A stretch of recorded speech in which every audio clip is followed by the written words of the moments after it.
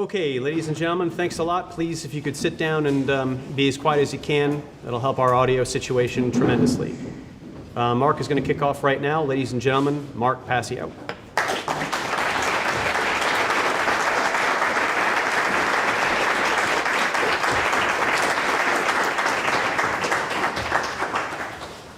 I want to thank everyone personally for taking the time to be here today. I want to thank Art for doing such a great job setting up the venue. I want to thank his brother Chris for helping out as well. I want to thank Barb for helping out with the table in the back. We have some merchandise back there if you're interested during the day. And I want to thank Richard Grove and his whole team for coming out and filming the presentation today. Just want to go through a little bit of housekeeping before I get started and let people know about the format. I'll be speaking until 1 o'clock, and then we'll take a 1-hour lunch break from 1 to 2.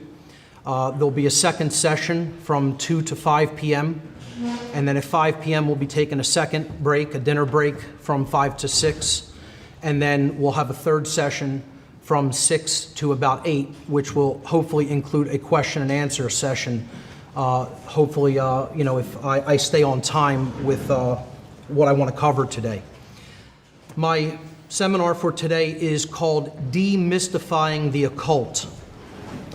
And what I really want to do here today is bring occult terminology, occult traditions, and occult symbology into practical application for people and help them understand what these sciences really are and how they're being used today in the world all around them. So before we begin, as I often do with many of my lectures, I want to give a few caveats or things that you should kind of look out for. The first thing here today, and I get this a lot with people who are new to my work. Let me just, before I even start this, ask how many people are completely new to my work here today by a show of hands? Okay, just a couple. Okay, so not many who are completely new. How many would you say are relatively new? You haven't looked at a lot of my material, but you've seen maybe a few YouTube videos. Okay, a decent bit. How many people would say that they're very familiar with my work to the point of having watched most of my videos or gone through most of my podcasts, if not all of them, by a show of hands? Great, so we have a lot of veterans with my material here today, so to speak. That's good. Well, there's this old saying in ancient philosophy and in occultism in general. It goes, there is nothing new under the sun. A lot of people don't know what this really means, It means that the truth has always been here, is always going to be here. It always has been here around us, whether we've noticed it or not. And what I'm presenting here today is nothing new. It's not any revolutionary, groundbreaking material. What it is it's pattern recognition. It's looking at information and presenting it in a tapestry so that it can be readily understood by people, okay, who have not been familiar with this material before. So all I could really do with this material, it's not like I'm inventing anything. I'm just presenting what's already there. All I can really do is present it in a personalized style, my own particular personalized style and aesthetics applied to it. That's all. But for people who are expecting, radically new material here, that's not the point of this. The point of this is to bring what's already going on around us in our world to people's attention so that they can understand it more easily. My presentation style has been described by some people as very intense. I consider that fair. I'm an intense person. The truth is intense, okay? Some people will say that I'm combative. And I don't deny that, too, because, like I said, the truth is combative by its very nature. The truth is at war with deception. The truth is at war with mind control. All right? The truth is at war with the forces of evil at work in our world. By that very nature, it's belligerent. It's a warlike force, truth, if it's wielded properly. If people get angered or upset by some of the comments that I make during the course of the presentation, fine, so be it. feel those emotions, let them run through you. But, I would say don't let those emotions, if they are, negative, or if they are emotions of anger for some of the things that I say, try not to let that color what you feel about the information that's being presented regarding whether it's true or not, okay? That's called emotional mind control, falling into that trap. And, that's something that people really need to look out for.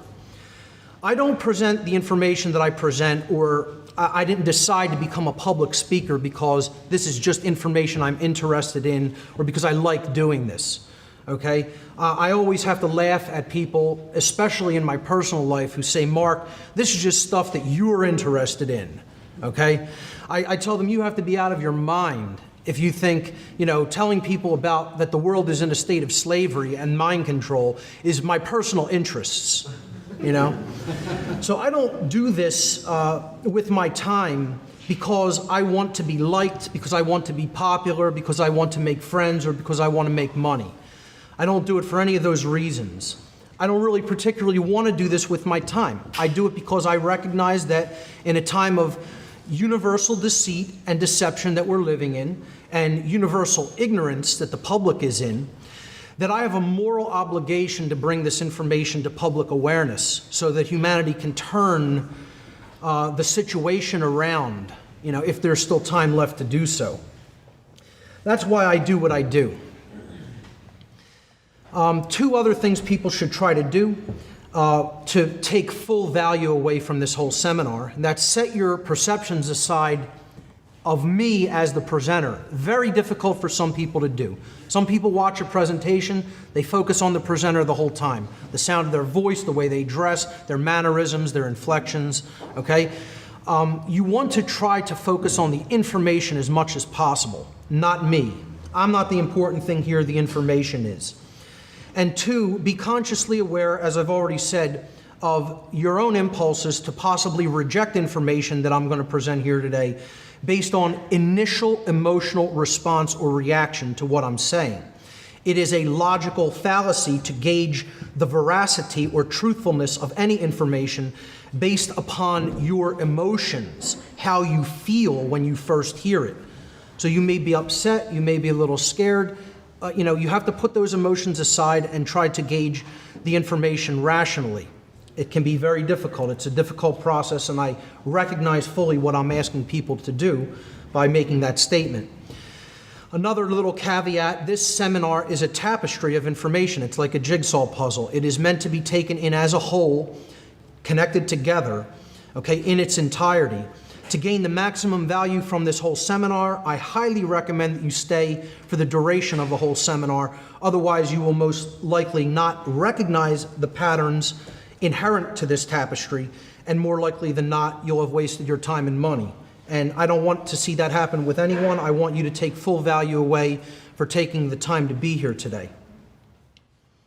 The scope of the information that I'm presenting here today is so enormous that it could not possibly be conveyed in a time frame measured in multiple years.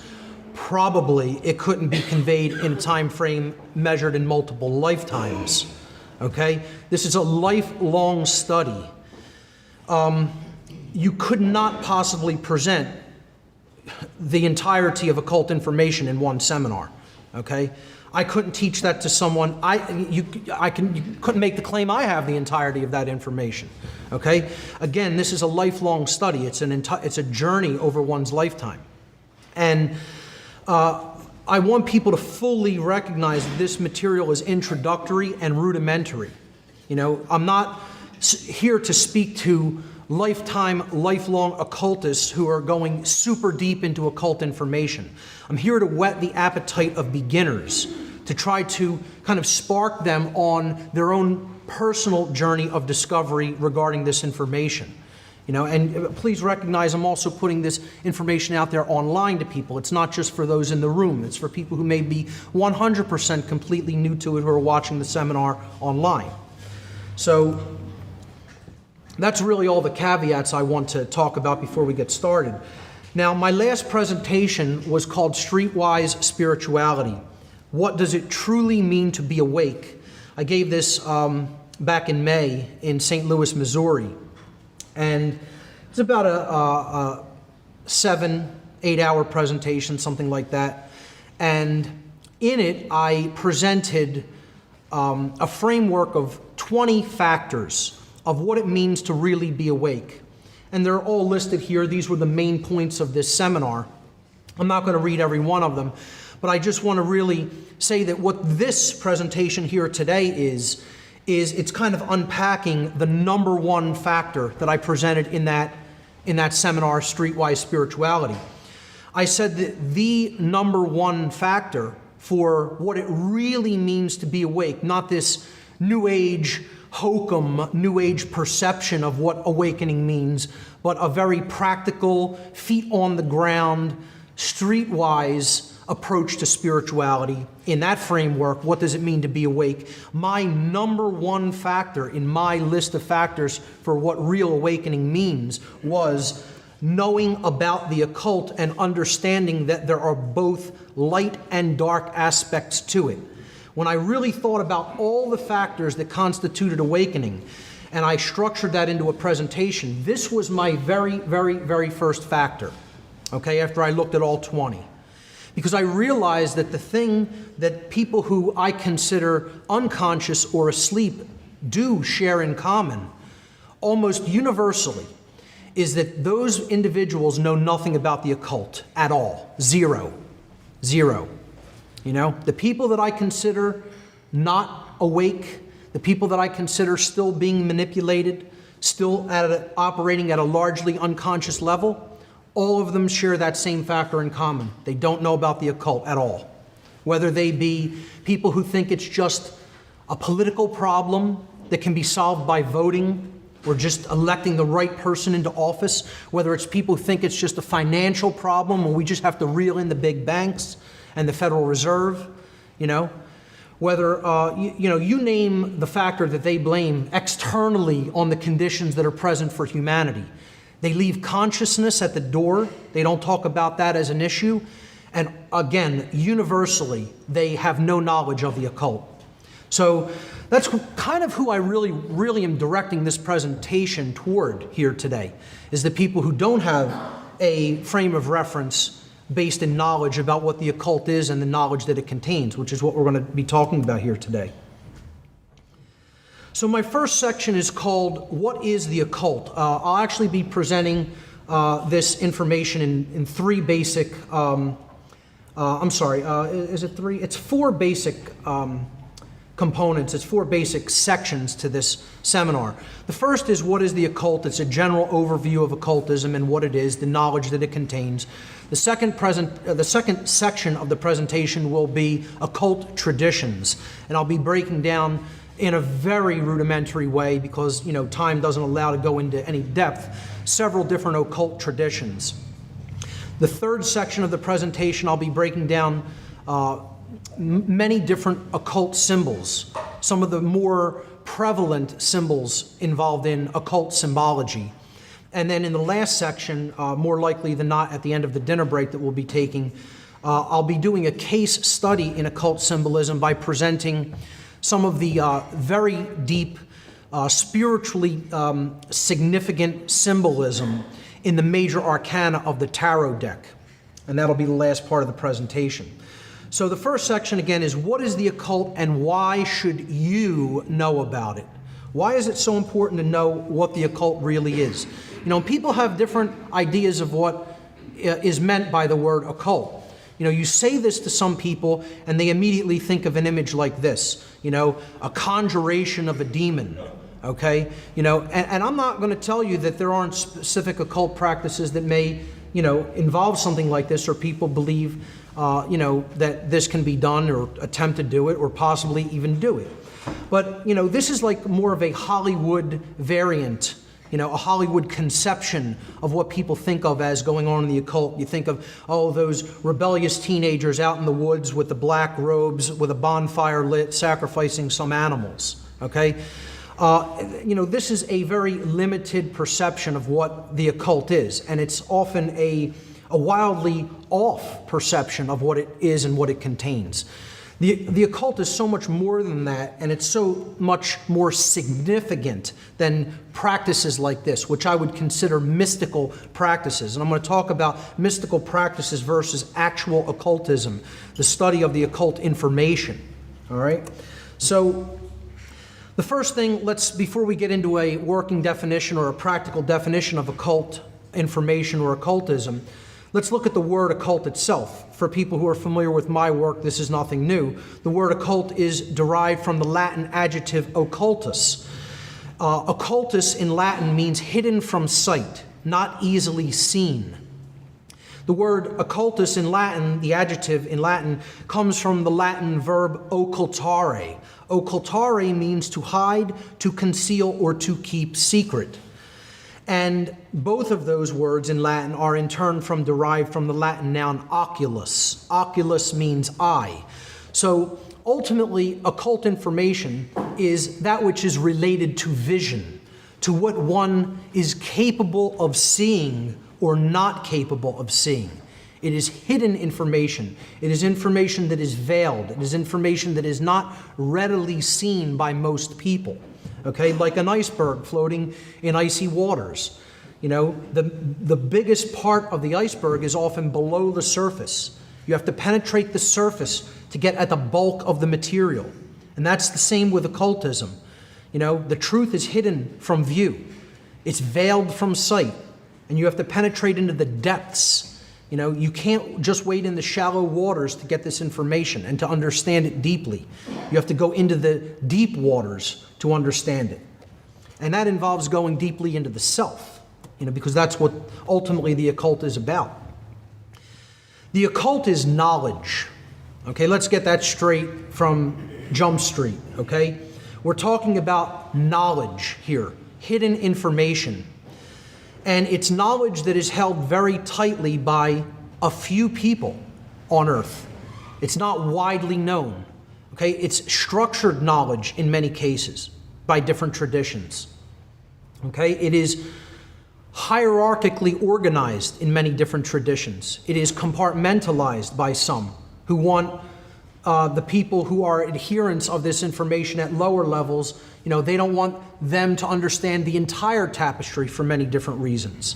Okay, so compartmentalization and hierarchy play a role in different occult organizations. When it comes to the structuring of this information, you have to look at it like that hierarchical and compartmentalized pyramid structure pictured there. You know, the bottom levels represent the people who have the least amount of knowledge, and the least amount of knowledge about how all of that information fits together in a tapestry. As you go higher up in the, you know, hierarchical structure, there's fewer and fewer people, but the knowledge becomes concentrated. It operates at a higher level, and they see how it's all connected together. And those people want to keep their position in that structure. Because again, a differential in knowledge is a differential in power. If you keep people ignorant of what you know and how it all fits together and how it all interoperates and correlates with all of the other information in that data set, in that body of knowledge, then you're in a position to completely manipulate those below you. And this is how much of the occult works, particularly dark occultism, which we'll be talking about. The key point to keep in mind here is that the occult is hidden knowledge. And that's all it means. Okay? It doesn't mean bad, it doesn't mean evil, it doesn't mean negative, it doesn't mean Satanism, voodoo, or any other specific occult practices. The occult is a generalized term, generalized terminology for hidden knowledge, for knowledge which has been hidden from people's view. So hey, could that include sciences that people don't really understand? You know, about how energy works in the universe, you know, how we could gain energy from, you know, different methodologies other than internal combustion engines or burning fuel or, you know, things like that. Sure, it contains that. What about knowledge of, you know, different kinds of propulsion systems that people see when they see UFO sightings? Are we talking about the occult there? Are we talking about the occult when we talk about ghost sightings and, you know, possible other dimensions of being? It's all contained in there. All of those things are occult knowledge. You know, it's not just one thing. It's hidden knowledge that is hidden for a specific reason, and that's to create a power differential between people who understand it and those who don't. When we get into talking about occultism, we have to understand the difference between these two terms, exoteric and esoteric. Exoteric means something that is intended for or likely to be understood by the general public. Okay, it's common knowledge, exoteric knowledge or exoteric wisdom. All right, it's current or popular among the general public. The general public is comfortable with it. Okay? The word exoteric comes from the Greek adjective exoterikos. Exoterikos in Greek means external or outside of. So you're not in the inner circle if you're in the exoteric realm. This is the realm of knowledge that is taught to the general population because they don't want people getting at the bullseye. Okay, you look at this as a dartboard or something to that effect, you know. The core of truth lies at the very center, at the bullseye. That's what we ultimately want to get to if we're going to transform ourselves and transform our society for the better. The exoteric realm is that which is fed to the great hordes of unwashed masses. You know, simple explanations, unidimensional worldviews and explanations for things. And when we penetrate that, you know, next layer, we get into the occult traditions, the esoteric sciences that get us closer to the very core, to the heart of truth.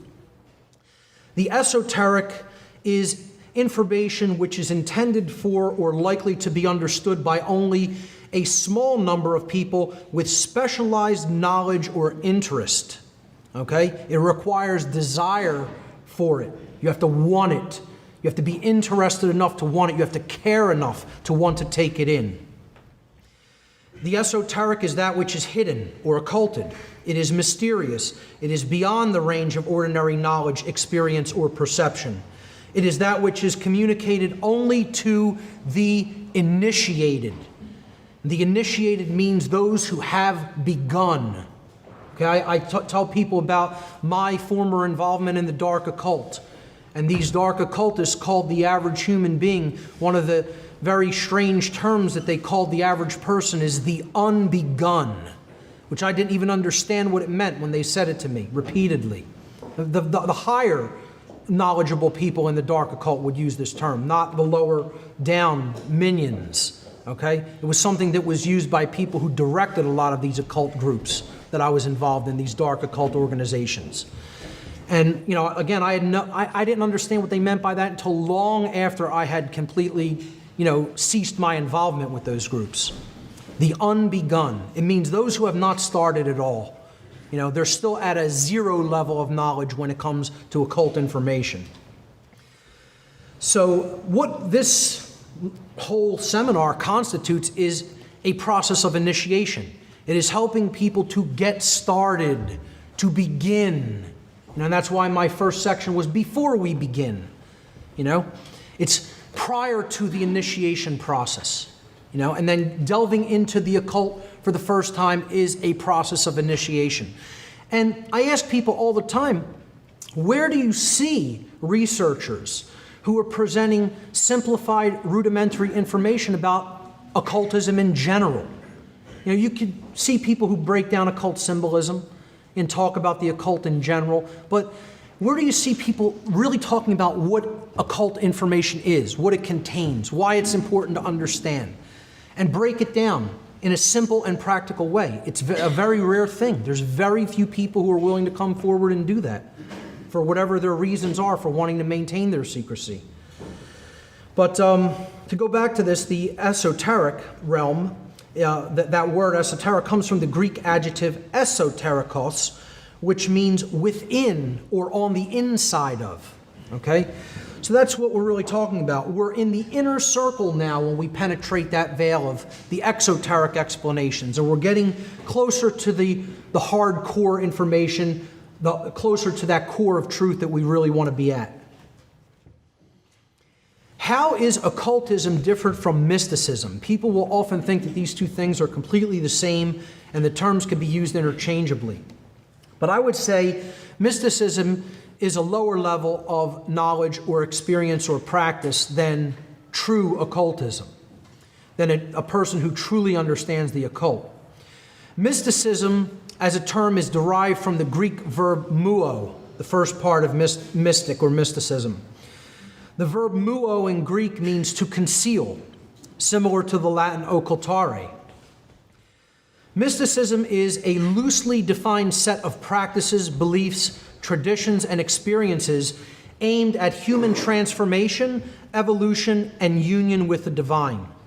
Most forms of mysticism, especially those practiced in modern times, constitute what I would definitely consider an exoteric pathway, which often de-emphasizes knowledge and places large emphasis on emotion, intuition, internal experiences, faith, and perception, much like religion does. This is the main way that mysticism differs from occultism, which conversely comprises a set of esoteric traditions focused on objective knowledge of natural law and the alignment of thought, emotion, and action, resulting in true intelligence, true care, and true will being born within the individual. Okay? We're talking about the actual awakening of the aspects of consciousness and aligning them all in harmony with each other. This is the goal of true occultism. All right? It is the alignment of intelligence, holistic intelligence, okay? Logical and intuitive combined. True care, the desire for truth, okay? Not just everyday mundane cares, okay? Care with a capital C, as I call it. And true will, alignment with the will of creation, alignment with the force that expands consciousness, which is love, energy, alignment with freedom, and aligning our behaviors to putting our behaviors into practical action toward true freedom. That's the true will.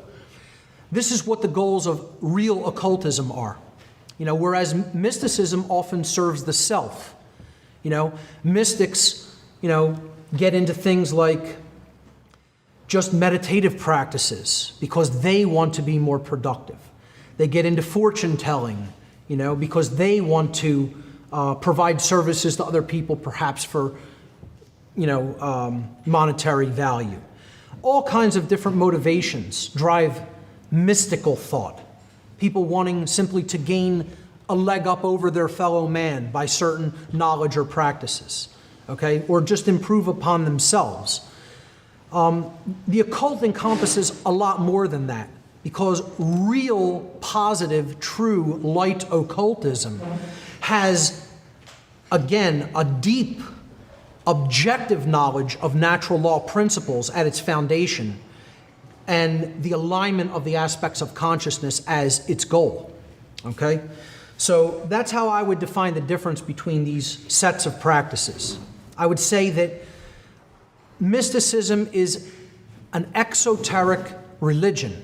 It's like religious practices or beliefs, whereas occultism is a body of science. It's a body of objective knowledge that represents esoteric sciences. Okay, I hope that makes the difference clear in most people's minds. Going back to what the occult actually is, I'd like to read a quote by the occultist and Freemason C.W. Leadbeater from 1913. He said, "How shall we define occultism?" And this is his definition, which I think is a pretty good one. The word is derived from the Latin occultus, meaning hidden, so that it is the study of the hidden laws of nature. Since all the great laws of nature are in fact working in the invisible world far more than in the visible world, occultism involves the acceptance of a much wider view of nature than that which is ordinarily taken. The occultist, then, is a man or woman who studies all the laws of nature that he or she can reach or of which he or she can hear. And as a result of his or her study, she identifies him herself with the laws and with these laws of nature and devotes their life to the service of human evolution. That is what occultism is. It's understanding the laws of nature and our connection to them. the self's connection to them. Okay? And as a result, we are aligning all of our thoughts, our emotions, and our actions toward the goal of the evolution not only of our individuated self, but the evolution of all beings. Okay? That's the goal of the occult and occultism in general.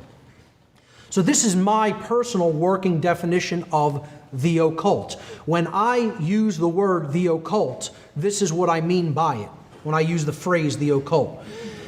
The occult is a body of science which is not widely known to the general population, consisting of hidden knowledge about the workings of the human psyche and the laws of nature, both the seen laws, meaning the physical laws, the physical sciences, and the unseen laws, meaning the spiritual laws, the laws that govern morality, the laws that govern behavioral consequence. Okay? That is my working definition of what the occult and occultism is in general.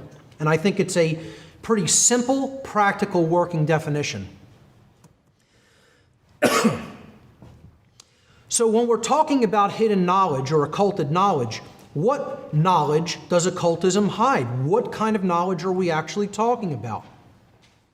Occultism comprises and quote-unquote hides two bodies of knowledge. Now, I put hides in quotes because I just want to make a point here. We can't even look at it such that dark occultists, which I'm going to explain their motivations in a future slide, we can't look at it as the beings who want to keep this information back from people actually try to eradicate it and keep it out of people's hands. That's really not what they do, particularly in the modern world. Their main method of manipulation is dissuasion. They try to dissuade people from looking into these bodies of knowledge by telling them there's nothing to see here, move along. Okay, back to bed, nothing to see here, folks. That's not important, or that's not practical, that can't be used in your everyday life. It's of no benefit to you personally, practically in your life to learn about that. Okay? Or it's some quaint religious belief that has no bearing on anything, that was just made up by people a long time ago, and it's all nonsense. You know, that's the main method of dissuasion that is employed. Okay? And most people fall for it. Most people just, think there's nothing to any of this. I don't need to know about it. It's one of the heights of ignorance is the phrase, I don't need to know about that. Okay? Now, just think about that statement right there. The highest height of ignorance is, the pinnacle of all ignorance is, I don't want to know about that. I don't care to know about that. But the people who think they have it figured out say, that's not something I need to know about. What do I need to look into that for? And that's how you know they're gotten. They're already owned. Lock, stock, and barrel. And most people are in that position because they think, all of this is just hokum. All of this is just religion. I tried to explain to somebody who's very concerned about the political degradation and the political process and the direction America and the world in general is headed, politically and financially. And I tried to explain, what really drives this underneath is the occult. Religion drives this. Religious beliefs by the people involved in dark occultism and their religious belief systems is ultimately what's driving the slavery system on earth. And he says to me, I don't need to know anything about that. I don't want to know anything about that. I said, oh, really? That's something you don't need to learn, you don't need to know about. He said, yeah, that's right, because I don't believe in any of that stuff. And I said, you're gotten. Right to them. They already have you. And you don't even understand, Because he said, that's somebody else's belief. How does that affect me? As if somebody else's beliefs can't affect us. And we're immune to what other people believe. Because particularly religious zealots and people who have very deep-seated belief systems based on faith and religion, right? They don't take action in the world based on those religious beliefs, do they? Never. They never do. And those actions would never affect anybody else living in the world. You're completely insulated from those behaviors. It's a child's view. At some point with someone like that, I have to set it down and say, you think you're fine? Well, then go be fine. At that point, because that's a deep, hardcore level of ignorance to be in. Again, that's not really surpassed by much of anything in the way of ignorance, which is something we're going to talk about, the different kinds of ignorance. But to go back to what knowledge occultism actually is comprised of, the bodies of knowledge, the two main bodies of knowledge are knowledge of the self and knowledge of the laws of nature. That's basically it. The knowledge of the self, the knowledge of the human psyche and how the psyche operates, its components, its aspects, its motivations, its desires, etc. What drives us? What's going on at a subconscious level? What's going on at the unseen level? In the recesses of the human psyche, in the psychological realms. This is what is known as the minor knowledge of the occult. The minor arcana. Arcana is a Greek word that means knowledge. Okay? I have a Latin word that means knowledge.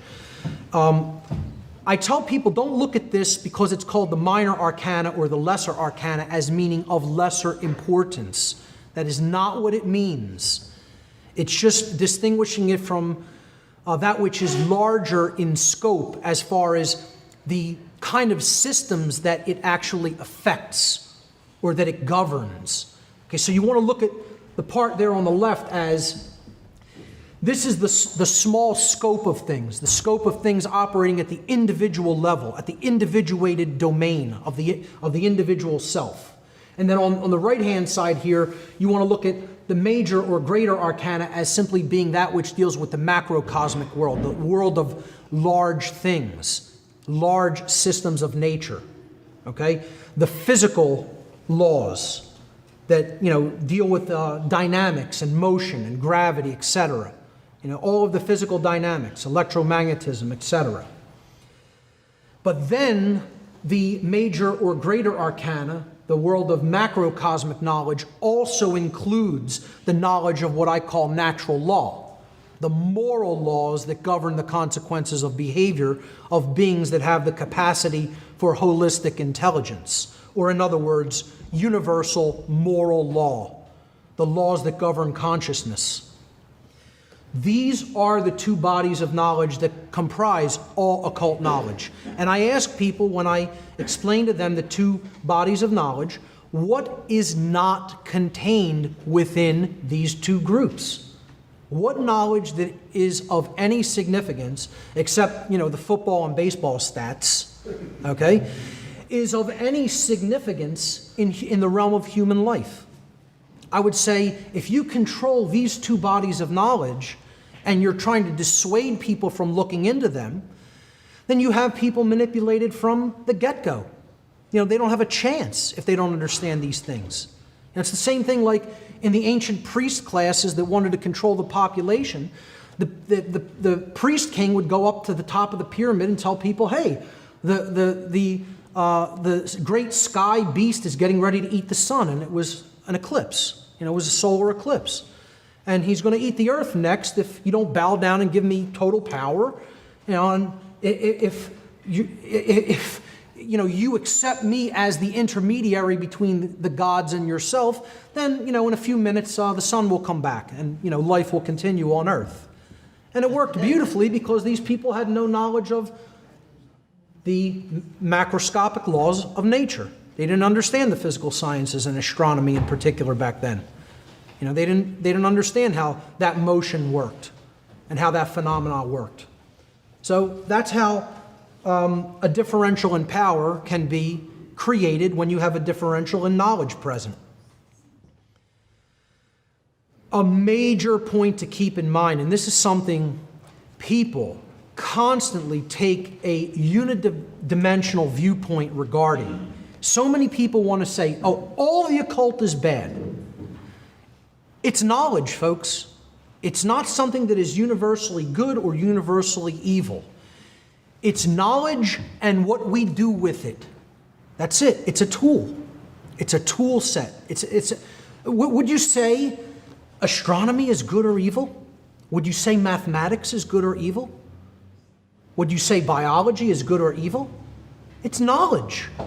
That's all the occult is. It's knowledge. The consciousness of the wielder of that knowledge determine whether it's used for good or evil. So if I'm trying to create genetically engineered food products so I could sell people poison to undermine their health, just so I could make more money because I could grow more crops on less land, I'd say that's a pretty dastardly use of science, in my opinion, in my worldview. But science of biology and genetics is just knowledge. What we then do with them determines whether it's good or bad.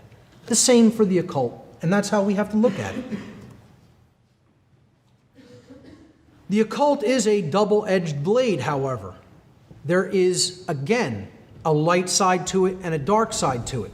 And it's all dependent on how that knowledge is used. So the knowledge contained within the occult sciences can be used for good, which I consider the uplift of consciousness, or it can be used for evil, the manipulation of consciousness, the control of people, and ultimately putting people into bondage and slavery. To clearly distinguish between these different usages of occult knowledge, I refer to occult knowledge that is employed toward the expansion of human consciousness and morality as light occultism or magic. Now, some people won't make this distinction. They'll say it's all one body of information. I'm going to just group it all in. And it's a very dangerous proposition because those people, again, take a very unidimensional approach, and they usually take the approach it's all bad, and therefore none of it should be looked into. Religious people take this approach. It's why they don't understand the occult. Many New Agers take this approach. They say, if it's not pure spiritualism or pure spiritual mysticism, then I don't want anything to do with it. I consider that's dark stuff or sorcery. It's a very unidimensional and naive and childish view of this body of science. Okay?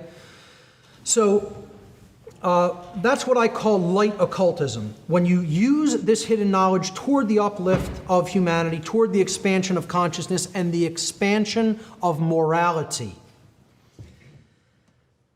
So the other way of using it is for manipulation, control, and the suppression of consciousness. And if this knowledge is used in that methodology, then I refer to it as dark occultism or sorcery, is a perfectly acceptable term for it. Thus, the practitioners of light occultism could be referred to as light occultists, magicians, magi, light builders, or light workers. All terms that I feel could be used interchangeably as long as we're looking at it within the context of occult knowledge as I have defined it in my working definition. And you could look at the practitioners of dark occultism as dark occultists, sorcerers, dark builders, or dark workers, all terms that I feel are perfectly acceptable and interchangeable with each other. So why has such knowledge been hidden from humanity? Well, we'll look at why each set of occultists hide this information. Okay, first let's look at why dark occultists hide it. Then at a later point we'll look at why even light occultists sometimes conceal this knowledge. Dark occultists have deliberately hidden occult knowledge in order to create and maintain a power differential between those who hold such knowledge and those who are ignorant of it. We've already been talking about that. And through this mechanism, all power ultimately flows to them because knowledge applied is power in the world. Knowledge is not itself power, it is the potential for power. When you apply knowledge, then you can gain power. If you don't have it, you're completely disempowered from the very beginning. Dark occultists work through fear and manipulation to bring about compliance with their own selfish will. And that's what I would consider the dark arts in general. I would consider sorcery the act of applying knowledge in order to bring about manipulation in other people so that they comply with your selfish will, what you want for you only, not for the uplift of all. Dark occultists' work is always done in secrecy. They don't want to do their works in the light of day where everyone can know what they're doing. They're constantly contravening the freedom and prosperity of all but themselves, of course. That's the out-of-control ego run amok, the pure left brain, modality of consciousness, without the balance of the sacred feminine, compassionate, creative right brain. I consider this pyramidal, hierarchical, and compartmentalized structure the occult structure of our entire world. Dark occultists have completely infiltrated and permeated all institutional walks of life on Earth. This is a topic I constantly talk about in my work, on my radio show, my podcast series, and in the interviews that I do. It's so important for people to understand this is who's really running the show here on Earth. It's not just the international bankers. It is them, but they're dark occultists at the highest levels. The people involved in the political think tanks are dark occultists at the highest levels. The people involved in, corporatism and business at the very highest levels use these sciences and this knowledge. The high-level religionists in all religion, all ostensible religions, guaranteed they have this knowledge at the highest levels and they're using it for dark purposes. People want to think, oh, that's not happening in my religion. That's going on in all the other religions, but mine is completely pure and free of any wrongdoing. Yeah. Through their manipulation of these institutions, dark occultists currently hold the overall mindset of the human population in a general state of unconsciousness, thus holding humanity in a state of slavery. They have the hordes of humanity in thrall. Okay? They are completely at their mercy at this point because of the amount of knowledge that they lack. Not only regarding what the occult is in general, but regarding the multifaceted array of mind control methodologies that are being used against them on a daily basis, that they're being barraged with. And until we level that playing field through knowledge, don't expect it to change. The two states that dark occultism wants to hold the overall population is what I call the mental schism and the worldview schism. Okay, they want to hold people in a state of chronic, imbalanced thought. And then they want to hold people in a chronically imbalanced overall worldview regarding human nature and life in general. If they can keep people in those modes of consciousness, they can keep their control over their behavior because they have control over their mind as a result. So the mental schism works through mind control methods, all the multifaceted soft mind control techniques that I covered over the course of about a year and a half on my radio shows. And in general, how it works is keeping people chronically imbalanced toward one type of consciousness or another, one type of brain activity or another. Either the masculine left brain modality of consciousness or the feminine right brain modality of consciousness, but never actually holistically bringing them both together in a state of balance. They want it in a chronic state of imbalance, such that most people are either always left brain or always right brained.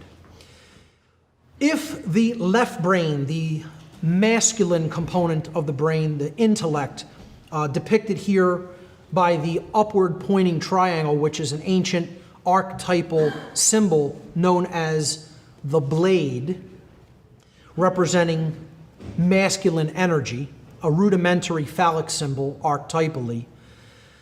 If that part of the brain, that left hemisphere, is chronically dominant in an individual, the following states can manifest within that individual: rigid skepticism or scientism, atheism, and by atheism I simply mean the belief that there is no higher power than mankind, than humanity, that we're the pinnacle, we're the highest force in nature. Nothing ultimately governs humanity except the laws that we arbitrarily make up in this farce called government. Okay? So it can create rigid skepticism, scientism, atheism, solipsism, the notion that there is no such thing as actual objective truth that can truly be known. Social Darwinism, moral relativism. Moral relativism is the belief that there's no such thing as right and wrong objectively, that these are just arbitrarily chosen concepts and man gets to make up what's right or make up what's wrong. Social Darwinism, the idea that, since man is the highest pinnacle of mind, the highest animal in nature, that those who are somehow gifted with better genetics and a higher intellect should somehow rule over those who they consider beneath them or at some kind of a lower caste than them. And society naturally should be structured like that, with an elite class ruling over a class of slaves, basically. Eugenics, the notion that certain people's gene sets should propagate themselves, be allowed to propagate, and they should control what gene pools should be allowed to propagate. As the intellectual and genetic elite, then they want to control who gets to breed and who does not get to breed. Essentially, who lives and who dies. Authoritarianism, of course, this belief in authority, this illusion that some people are masters and others are slaves, and the masters get to issue commands and the slaves have some sort of a inherent moral obligation to obey these commands. It's what I call masterthink, ultimately. And, that's why they want to create this schism. It's a divide and conquer strategy.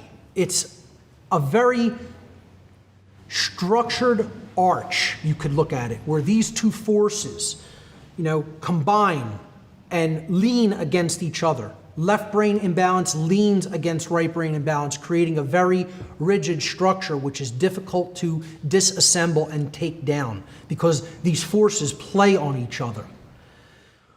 Right brain imbalance or feminine imbalance, the right hemisphere of the brain, which governs creativity, intuition, compassion, nurturing, etc. If that part of the brain that is depicted here by the symbol, the inverted equilateral triangle, which again is an ancient archetypal symbol known as the chalice, because it is a rudimentary womb. If that part of the brain is chronically imbalanced, or chronically dominant, I should say, these following states result: naivete, blind belief, religious extremism, total belief, total faith, not actually checking anything, not looking into things for oneself, taking other people's word on it. Solipsism, again, the belief that there's no such thing as truth. Both forms of mental imbalance can create that state. Moral relativism. You see so much moral relativism in the New Age movement. You think moral relativism is the exclusive domain of left brain imbalance. Think again, because people in the New Age movement are super right brain imbalanced in many cases, and you'll hear many of them saying there's no such thing as right and wrong. Those are religious concepts. I don't believe in those. So a right brain state of imbalance can lead to the belief that there's no such thing as objective right and wrong as well.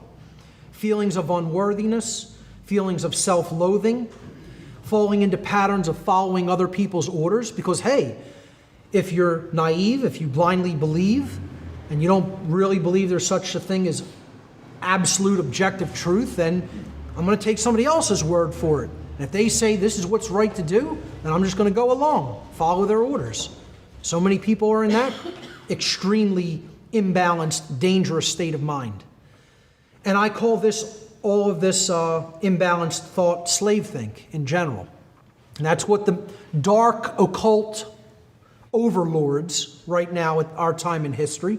That's what they want. They want these two states. They just want them operating all over society. They don't want anybody in a state of balance bridging these two modalities of consciousness and bringing them together. They want people in one state of imbalance or the other, so that those dynamics of master think and slave think continually play off against each other. The second imbalanced mind state that dark occultism wants to maintain. Again, what I'm talking about here is their great work, okay? The dark occultists' great work. We're talking about what their goal is. What are they trying to constantly maintain in humanity? And they're doing a very effective job of it. They are successful because they operate on the same page for the same goal, like one huge mind. They call it a mastermind. They focus their energy on that intent. They carry it out in the world through their methodologies. They get it done. That's why we're so scattered. We can't come together with that same mastermind focus, that coming together and operating on the same page because we share collective common knowledge. That's what they're doing. They have this knowledge and they use it for dark purposes, all on the same page, all focused, all together for the same goal. And these two things are their goal, the mental schism and the worldview schism. The worldview schism is this notion that the world is either completely random or completely determined. They want these two schisms of worldview present because they don't want people to understand the balance that is the actual truth, that there is components within nature of both of these views of reality, but they operate in conjunction with each other, not in a state of imbalance. They operate in a state of true balance with each other. I'll explain that in a moment. Let's look at the states of imbalance that the dark occult wants to maintain. The notion or worldview of randomness is a very left-brain imbalanced worldview. It contains notions such as the universe is a grand accident. Okay? Everything just is accidental that has happened. There's no purpose. There's no underlying purpose for anything. We're living in a random, accidental realm that happened for no true reason or purpose. They believe that people who subscribe to the randomness worldview believe there's no creator, and therefore there is no underlying intelligence in nature. You know, everything is reductionist and a dead thing. You know, the cell is dead. There's no such thing as consciousness. The earth is dead. The solar system's dead. The sun is just a big ball of, hydrogen and helium having a sustained fusion reaction. But it's a dead thing. Randomness worldview often postulates that there's no such thing as spiritual or moral or natural law. Because, hey, if the universe is a dead thing, came into reality for no real purpose, it's a purposeless clockwork mechanism operating only by matter, okay, then, there can't be any such thing as actual morality and laws that govern our decisions, whether our decisions are based in right or wrong. The belief that existence has no purpose other than to continue to exist. Survival mentality, pure survival mentality. Nothing wrong with the concept of preparedness or survival, especially in the kind of times we're living in today. But to believe that existence itself exists for no other reason than to survive is very left-brain imbalanced. And randomness is the general hallmarks of scientism, atheism, and just about every totalitarian culture that has ever existed on this planet. Conversely, the deterministic worldview holds notions such as God controls every event in creation. This is a very right-brain imbalanced worldview. Everything is preordained. Free will doesn't even enter into the picture. It's an illusion. It doesn't really exist. I hear so many New Agers constantly say, there's no such thing as free will is an illusion. At an ultimate level, it's an illusion. Very, very dangerous proposition, very dangerous belief that we don't have free will. That starts to excuse people for immoral behavior. Determinism often postulates, hey, since the whole universe is controlled and it's like a clockwork mechanism, but it's run by God, why bother trying to create any change? Change is impossible. It's already set in stone. Action, therefore, becomes ultimately meaningless. Why do anything? I tell religionists who think like this, why do you get out of bed in the morning? Why bother doing anything? Why say a word to another human being? Why eat? Why breathe?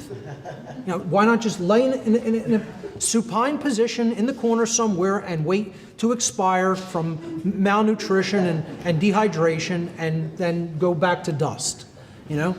But, many people, they actually say that this is what they believe. It's a big hallmark of salvationist religiosity, that action is meaningless. Only faith is what's required, something that I'm vehemently opposed to. And the New Age takes this in, too. They convert it in their own imbalanced way, that, we're here just to observe, don't get involved in anything, just observe it, watch it, be the observer. Life's not a movie playing on a screen in front of your eyes, folks. You're active participants, whether you realize that or not. Again, this right brain imbalance and this whole worldview of determinism is the hallmark of religious extremism and what I call slave think. The truth lies, as it always does, in the balance point, in the synthesis, in the coming together between extremes in many cases. And that is often extreme in itself because so few people are in that balance point, truly. The truth is that the actual way that the universe operates is through two overarching mechanisms, a deterministic component to creation and a randomness component to creation. The deterministic component is natural law, which I delved into in the seminar in Connecticut last year. And again, that's the work that I highly recommend people to deeply, deeply know. For people who haven't, who've only touched on some of my work and, may not be familiar with my natural law material, it is the most important work that I've put forward, and I highly recommend to people to watch my natural law seminar in its entirety multiple times if you have to drive the information home. So natural law is the deterministic component of creation. The moral laws that govern the consequences of our behavioral decisions, those laws themselves are set in stone and cannot be changed. They are the deterministic component to nature. And then there is a free will component to nature, which beings with the capacity for holistic intelligence have been gifted with by creation itself. That is the force of free will. That's why that can never be dismissed. And it works in tandem with the laws of nature to bring us the results of our choices into our experience so that we can learn and grow from those choices and those experiences. This is the worldview that the dark occult wants to keep people from, which is why I embodied it by the all-seeing eye. That's a big part of enlightenment, what real enlightenment is about. And I talk about that as well in my Streetwise Spirituality seminar. Another thing that dark occultists want to prevent people from understanding is how our reality is actually built. How we together in the aggregate, in aggregate numbers, meaning collectively as a species, co-create our reality that we are experiencing on the earth together as a people. You hear this notion in the New Age movement, the law of attraction. That a lot of the New Age people want people to believe we're individually creating our reality all by ourselves.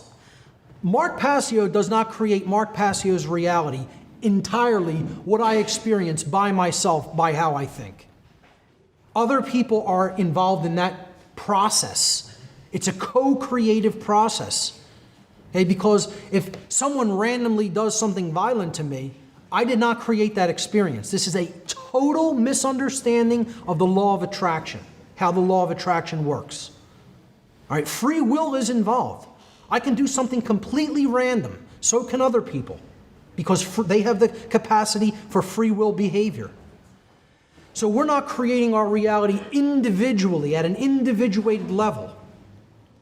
Based upon the knowledge that we take in, based upon our understanding of that knowledge, and then based upon what we do in our behaviors with that knowledge, in the aggregate numbers, determines how a society is creating its reality for itself.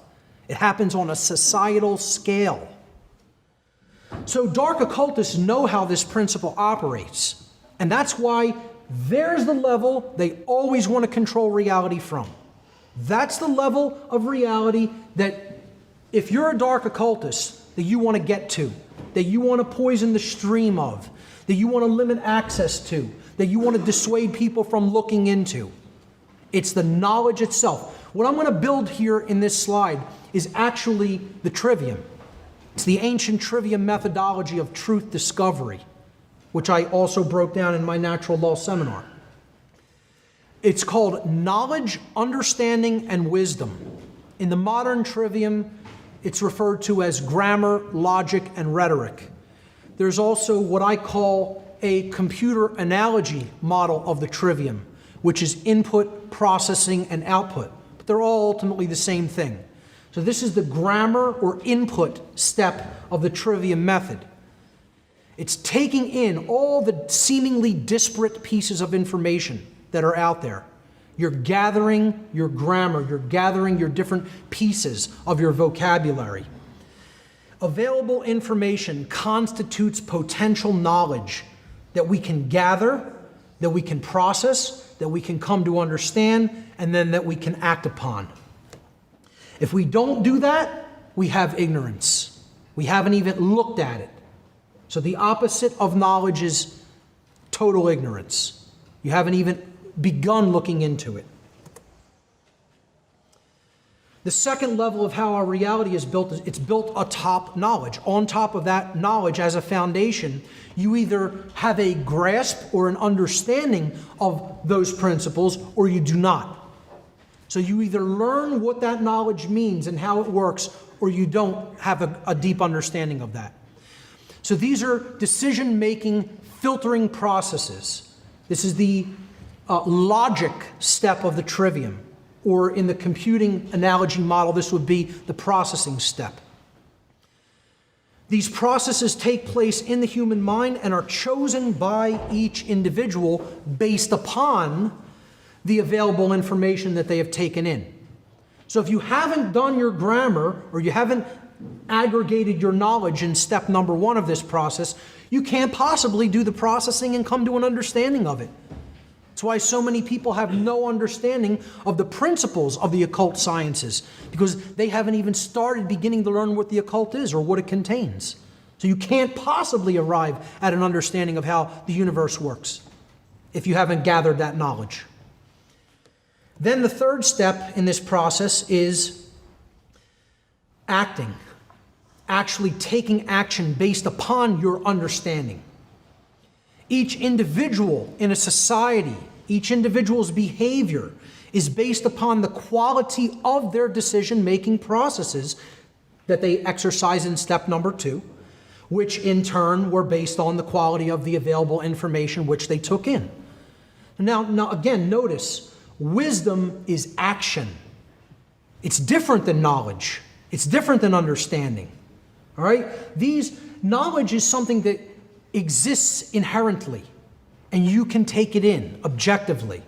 Understanding is an internal process that goes on within the self, based upon the knowledge that you've taken in and processed. And then wisdom is action. It's what you do in the world with the knowledge that you have accrued and understood. So again, I put here, or lack thereof, in every one of these blocks. The lack of knowledge is ignorance. The lack of understanding is confusion. And the lack of wisdom is folly. So, one more level above that is what we get, based upon what we've done. What is manifested? What is generated? What do we experience? The manifested reality. It's the quality of the conditions that we experience. And the quality of the condition which manifests collectively in our society, in any society, is based upon the aggregate quality of behavior within that society. So again, it's a stepwise progression. What we've taken in, what we've come to understand, how we behave, what we get. I tell people this is the most powerful slide in all my work. If you understand one slide, deeply, deeply understand this process. Because this is what the dark occultists do not want people to understand. That's the real law of attraction, folks. Not the New Age variant of it. Not the New Age hokum mysticism. I want to sell 1 million billion books telling people what they want to hear, law of attraction. Okay? This is how the universe actually works inherently. And it describes not only how it works, but our relationship to that process. And this is what they don't want you to know. That's the most deeply hidden information. Because natural law is contained within that. Because as the aggregate quality of behavior is immoral, slavery is the manifestation. That's why we're at where we are at. Because so many people aren't truly moral individuals. They don't really deeply know the difference between right and wrong behavior and choose the right over the wrong.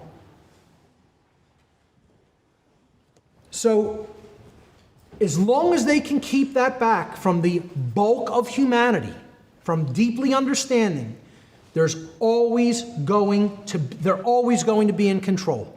Until this becomes common knowledge of how the universe really works and how our experience is really generated.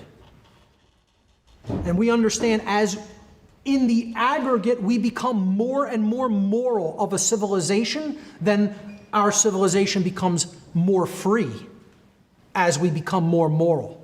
When we understand how those governing dynamics bring to us the overall quality of our aggregate experience, that's when we're making progress as a species. That's when we're breaking out of mind control.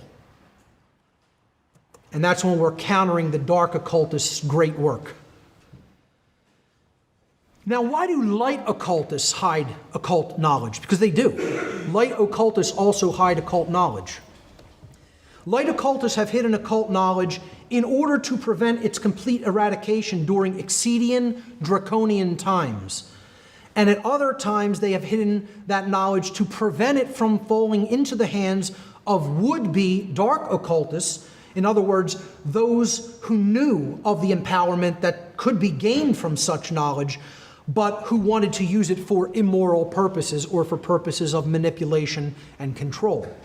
Occasionally, at times in history, those who consider themselves or others have considered light occultists have sequestered certain occult knowledge for these purposes. And again, if it's strictly for those purposes, I would not fully condemn that.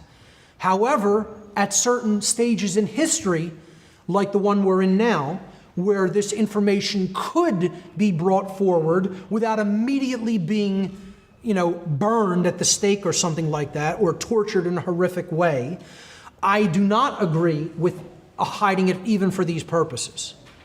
Could there be a would-be dark occultist in this audience? Yes, possibly.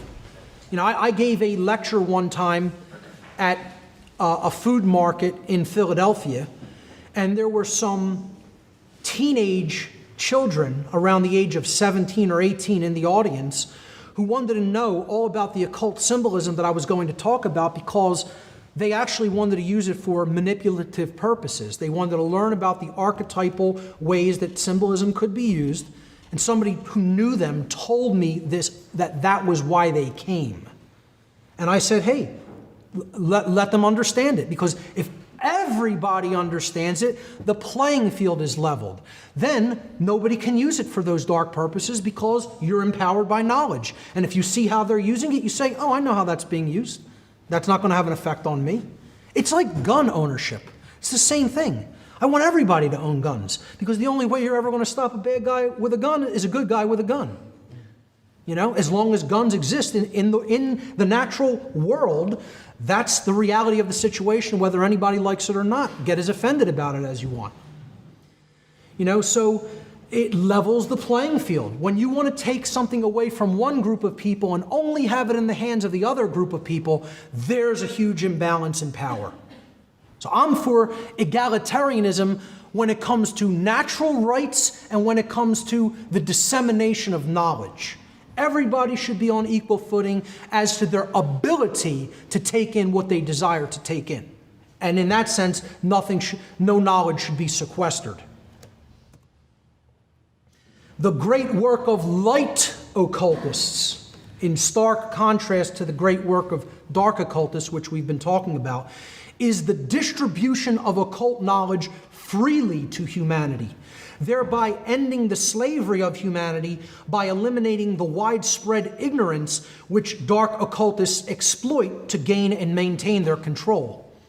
Light occultists would be better referred to as de-occultists, which is a term I absolutely love and I consider myself.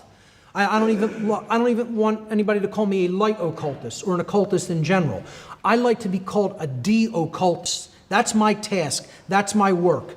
To break this knowledge out like an avalanche onto humanity and just let it flow freely where it will, so that people can take it in and we can level the playing field that has thus far been dominated by ignorance.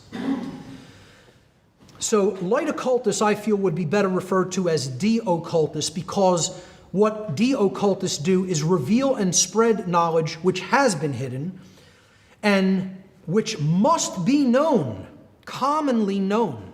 It must become common knowledge in order for freedom to manifest. Is the occult really hidden? Really hidden? Again, it's what I was talking about when I said, do they really hide it, or do they just dissuade people from looking into it?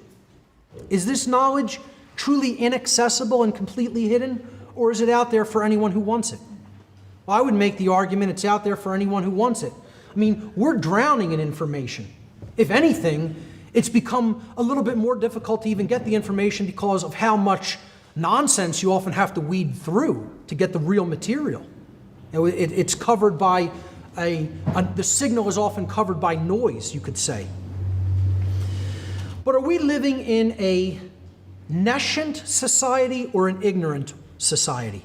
And this involves the understanding of the difference between two connotative forms of not knowing something.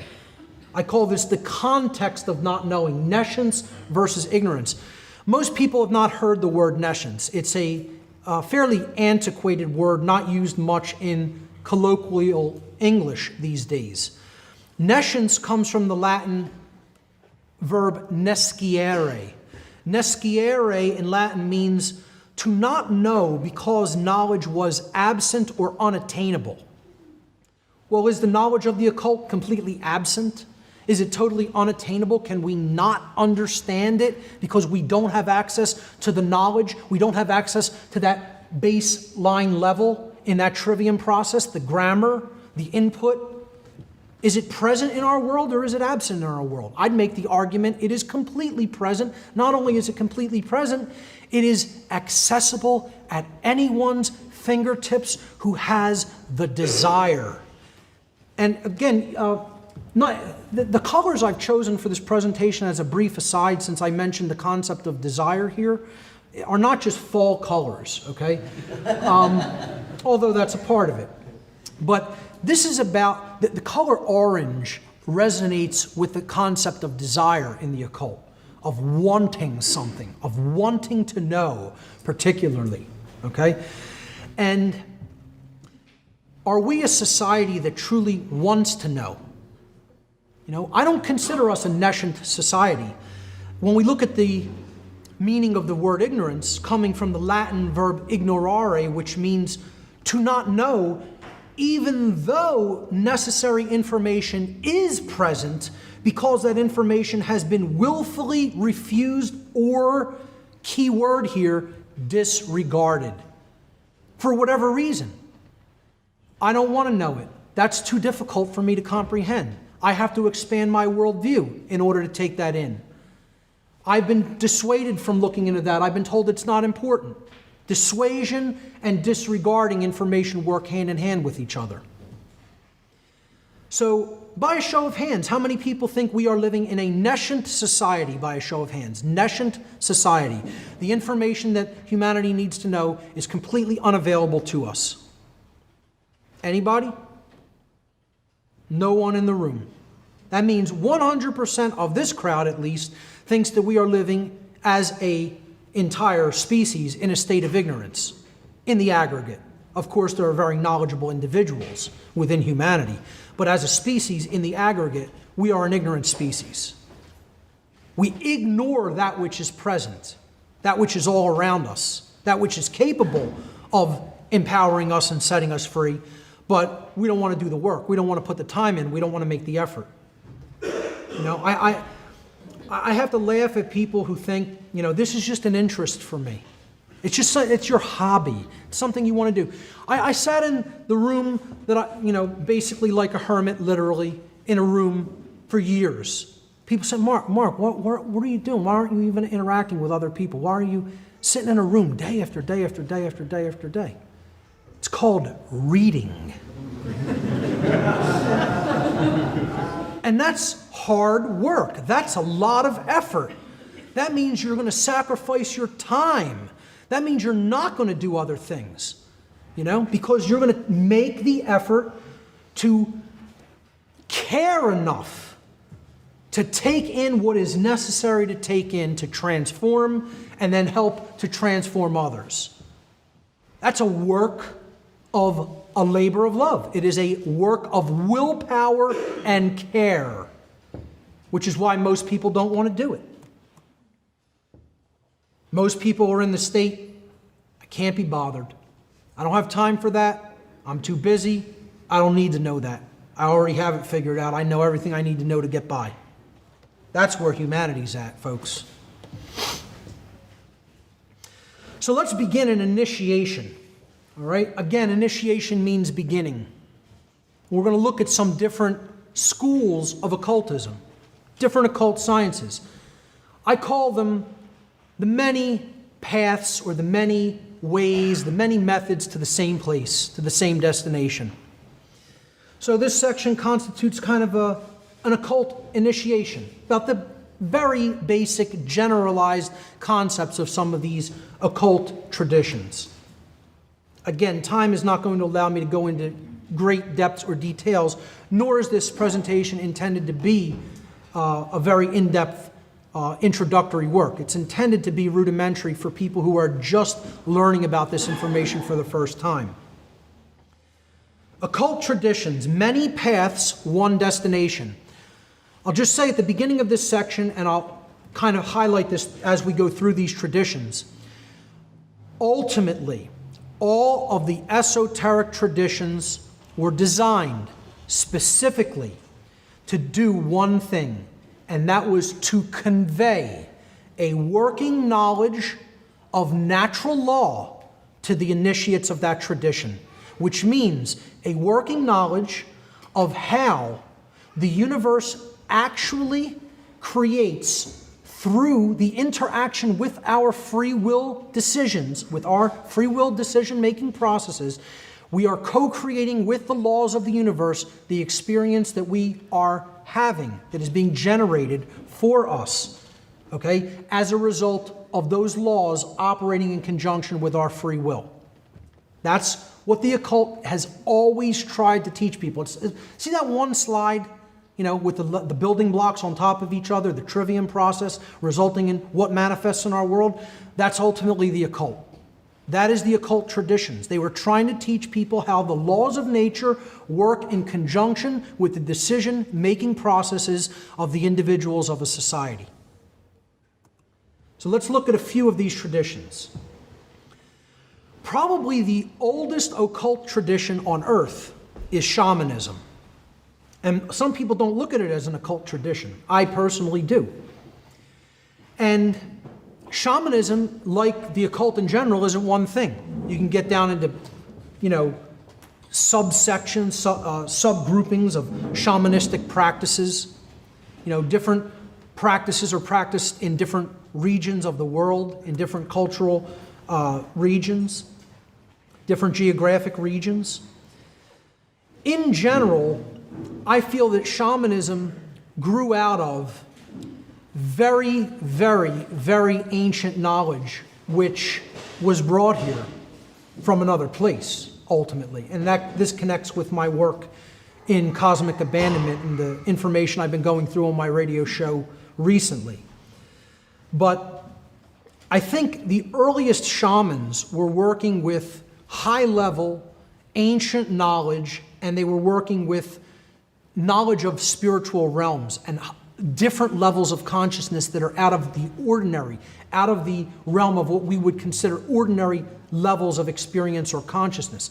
It's a very internal work. But then the true shaman brings the internal work that they've done within themselves back out into the seeming external domain and applies it in their society. So as such, a shaman is a way shower.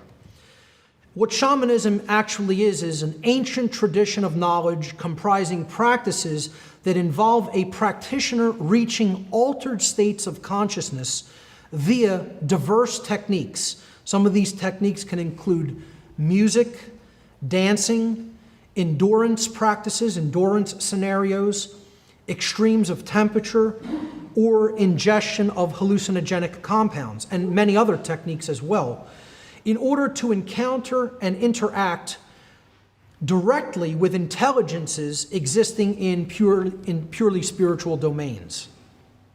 The word shaman itself means one who sees in the dark.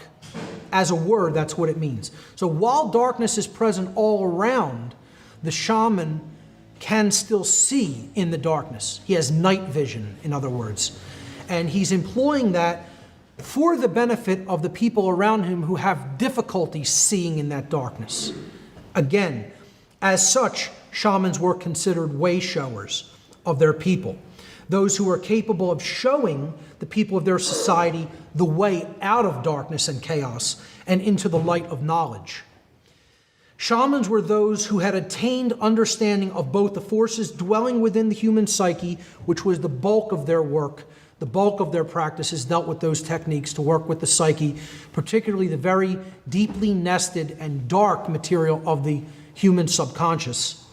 But they also worked with the forces that are inherent in nature, what I call natural law. And they used that knowledge for the benefit, for the healing, and for the uplift of their respective communities. That's the best definition that I could think of for explaining exactly what the set of practices that comprise shamanism is. Again, it is a diversified set of practices. It is not one thing. Shamans often employ hallucinogenic compounds, which have been called many different names in different cultures and throughout different times in history. I just want to go through some of the names and break down some of the words because, as we're going to get into symbolism later, words are very symbolic in many cases, and the subsections of the words that are used to comprise them coming from different ancient languages, when we break them down etymologically and look at the etymology of the word, it tells us so much about the intended meaning of the word. So some of these hallucinogenic compounds that shamans have used over the centuries, the natural ones, some neo-shamans use these new designer hallucinogenic compounds, which I won't be getting into, but the three traditional ones that have been used in a widespread way all over the earth are cannabis in its different forms as sativa or indica, different variations of hallucinogenic mushrooms that grow in every continent of the world, and the ayahuasca vine, or some of the different analogs of ayahuasca prepared often in South America and Central America. So Ayahuasca is one of the key, one of the active ingredients actually in ayahuasca is dimethyltryptamine. That's not pictured here. This is the actual MAO inhibitor that works with dimethyltryptamine to make it orally active, to comprise an ayahuasca analog on the right-hand side here. That's Mimosa hostilis root bark, used by many shamans to create ayahuasca by adding a plant material that contains DMT to that and cooking it down. DMT is another entheogenic or psychedelic compound that shamans have often used, or derivatives of that, or very similar compounds to that, like bufotenine. But to just go back to the etymology of the word, entheogen is a more modern way of looking at hallucinogens or psychedelics. It comes from the Greek and Latin. The Greek prefix "en" means within, the first part of the word. Then in the middle of the word we have theo. That comes from the Greek noun theos, which means God or divinity. And then the last part, gens, in entheogen, comes from the Latin verb genere, which means to create. So we put these three root words together, and entheogen means to create or generate the divine within. It doesn't mean to become God. It means to work with and grow the spark of the divine within the individual by communing with this force that is capable of opening up an other dimensional experience within us. So you're seeing a divine realm or an otherworldly realm within the mind's eye when you commune with these compounds or helper spirits. They've been called psychedelics. It's a much more popular word for them. That comes from the Greek noun psyche, meaning mind, and the Greek verb delun, which means to make visible or to reveal by removing a source of obscuration. Now, what have I just said there? To make visible or to reveal by removing a source of obscuration is to do what? To de-occult. Literally, the word psychedelic means to de-occult. And again, I don't advocate for the irresponsible use of any of these compounds. I feel that they have a specific purpose that they can be used for to uplift human consciousness if they are worked with in a respectful way. So psychedelic literally means to reveal the mind or to de-occult aspects of the mind. These were the true sacraments of the ancient world, employed by early human beings. The word sacrament comes from the Latin adjective sacrum, which means sacred or holy, and the Latin noun mens mentis, which means mind, where we get the English word mental from. Again, a sacrament is something that is capable of helping us to foster a holy mind or a sacred mindset. That's why the sacraments of the ancient world were active ones. They were active compounds that were given to the congregation or the initiates of the shamanic tradition.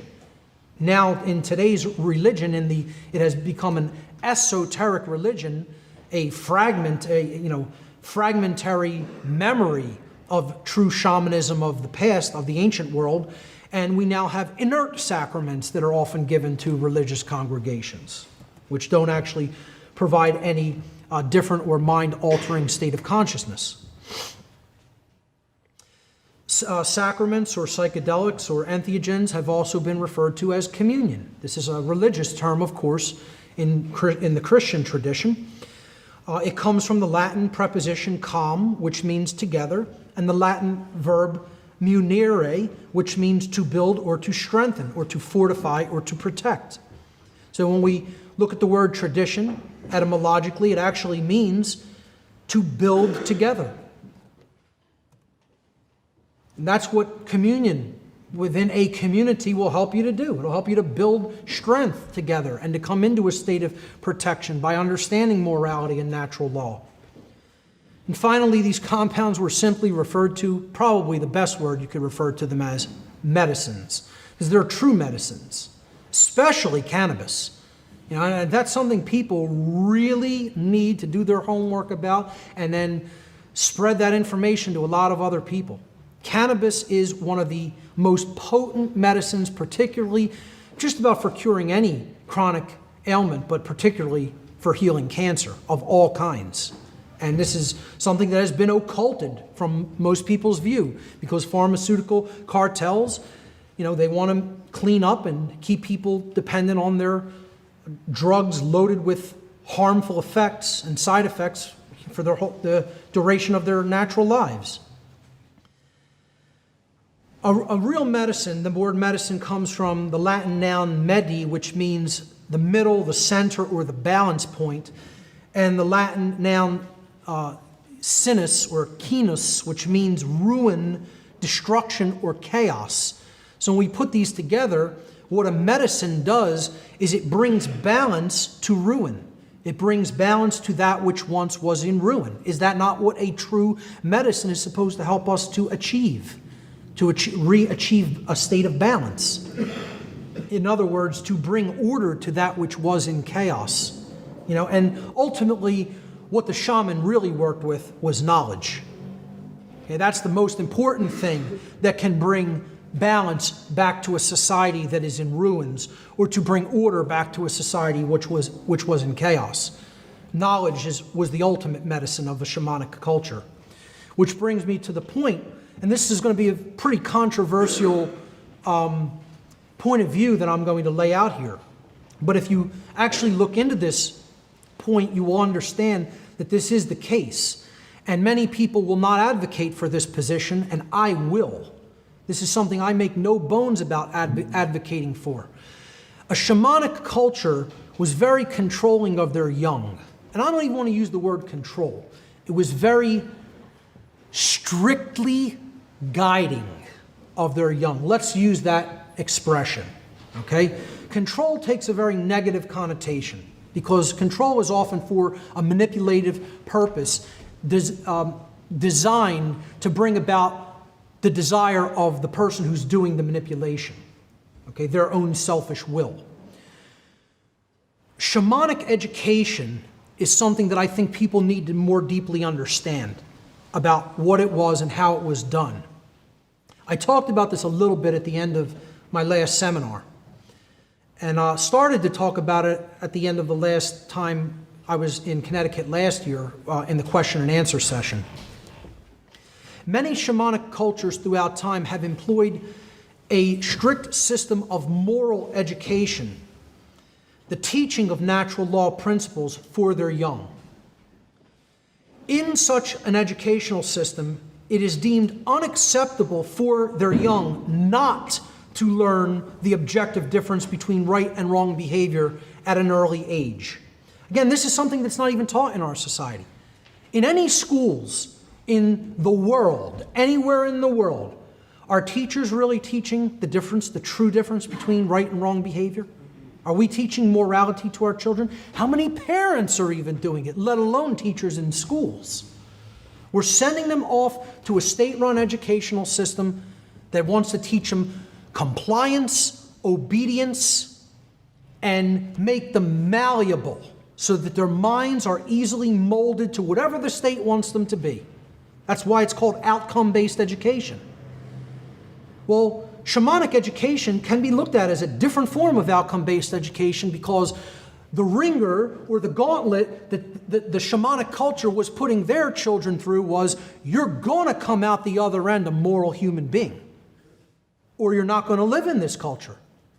We're going to put you out into the wilderness as a result, which equals death in those societies, especially the ancient versions of them.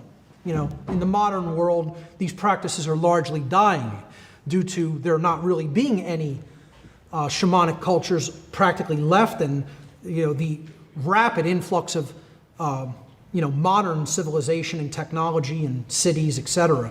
are wiping out these old shamanic cultures, the very few that are still left in very remote regions, pretty much only in South America and Africa, and certain isolated places in Asia. So the small percentage of those children who proved unable or unwilling to learn such moral sensibilities during their childhood may have often been ostracized from the shamanic culture upon reaching adulthood. They were recognized as the psychopathic, primarily psychopathic beings within that culture. And the shamanic culture would not tolerate their presence. They would just take them to the edge of the village, say, don't come back here. If you come back, it will be considered an act of aggression and you'll be dealt with. So the forest will deal with you. And that's it. And you're on your own, and if you can survive there, that's fine. But if not, don't bring your immoral presence back into our culture. And I advocate for this methodology. So such child-rearing methods, and again, this is because, I'm not saying you want to be a total domineering parent over your child. What I'm saying is, a child is literally like a blank hard drive. Literally. And it's a hard thing for people to swallow. They don't want to accept. We come in with some inherent capabilities into this reality. But largely, what we become in our adult years is the product of what goes into the individual during their childhood developmental years. And this is something that is highly unpopular for most people to hear, and they'll fight with it to their bitter death, not for it to be that way. Because they don't want the responsibility of having to program the young properly, to put the software into that hard drive, to lay down the operating system, to lay down the format, to lay down the operating system, and to lay down the good software without bugs into that mind. They don't want that. They think it's just magically going to work itself out, or they could turn the child over to the state, or God forbid, even worse, the television, and magically they'll grow up fine. Well, it doesn't work that way, folks. And that's part of the problem of this whole society, is we largely have a society of abandoned children running around this planet that didn't have a moral upbringing by their parents. I know I didn't. That's what led me into the dark occult. I was an ignorant child, thinking I knew what was really going on in this world. That's what pushed me right into the arms of Satanism. Because I didn't receive a moral upbringing at all. Everybody can say to an extent, our parents tried to get us to be good people. It's not good enough. Doesn't cut it. Sorry to burst your bubble. Get as offended as you want.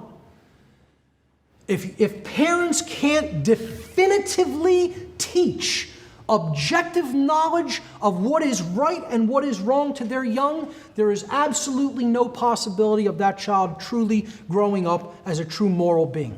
I didn't receive that information, that knowledge from my parents, my grandparents, or anybody else in my family. I received it from strangers who cared enough to either talk about that knowledge, record it in video presentations, record it in audio presentations, or write it down in books. And that's who raised me. Strangers raised me. No one in my family. And that's largely the case in most people's family. Those who do have family members who truly raise them are blessed individuals. And be thankful for those individuals in your life. What the shamanic culture, just to wrap up this slide, such child-rearing methods are one of the many reasons that shamanic cultures often display extremely low incidences of crime and mental illness compared with other cultures. They knew a simple principle.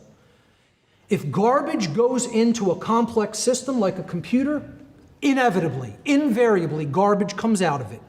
If you program a computer with a bad file system format, a bad operating system, bad software, you're not getting good output on the screen, on the printer, on the internet, or anywhere else the information goes out to. Not possible. You put good quality information and coding into that computer, you're going to get quality out of it. And that is largely how a human being works. I'm not saying we are computers. I always make that caveat because there's always people who say, he's getting up here and saying we're all computers. Not what I'm saying. I'm saying our fundamental thought and behavioral processes largely work like a computer, that if you put good information in to be taken in, understood, and then acted upon, then you're going to have good output through behavior.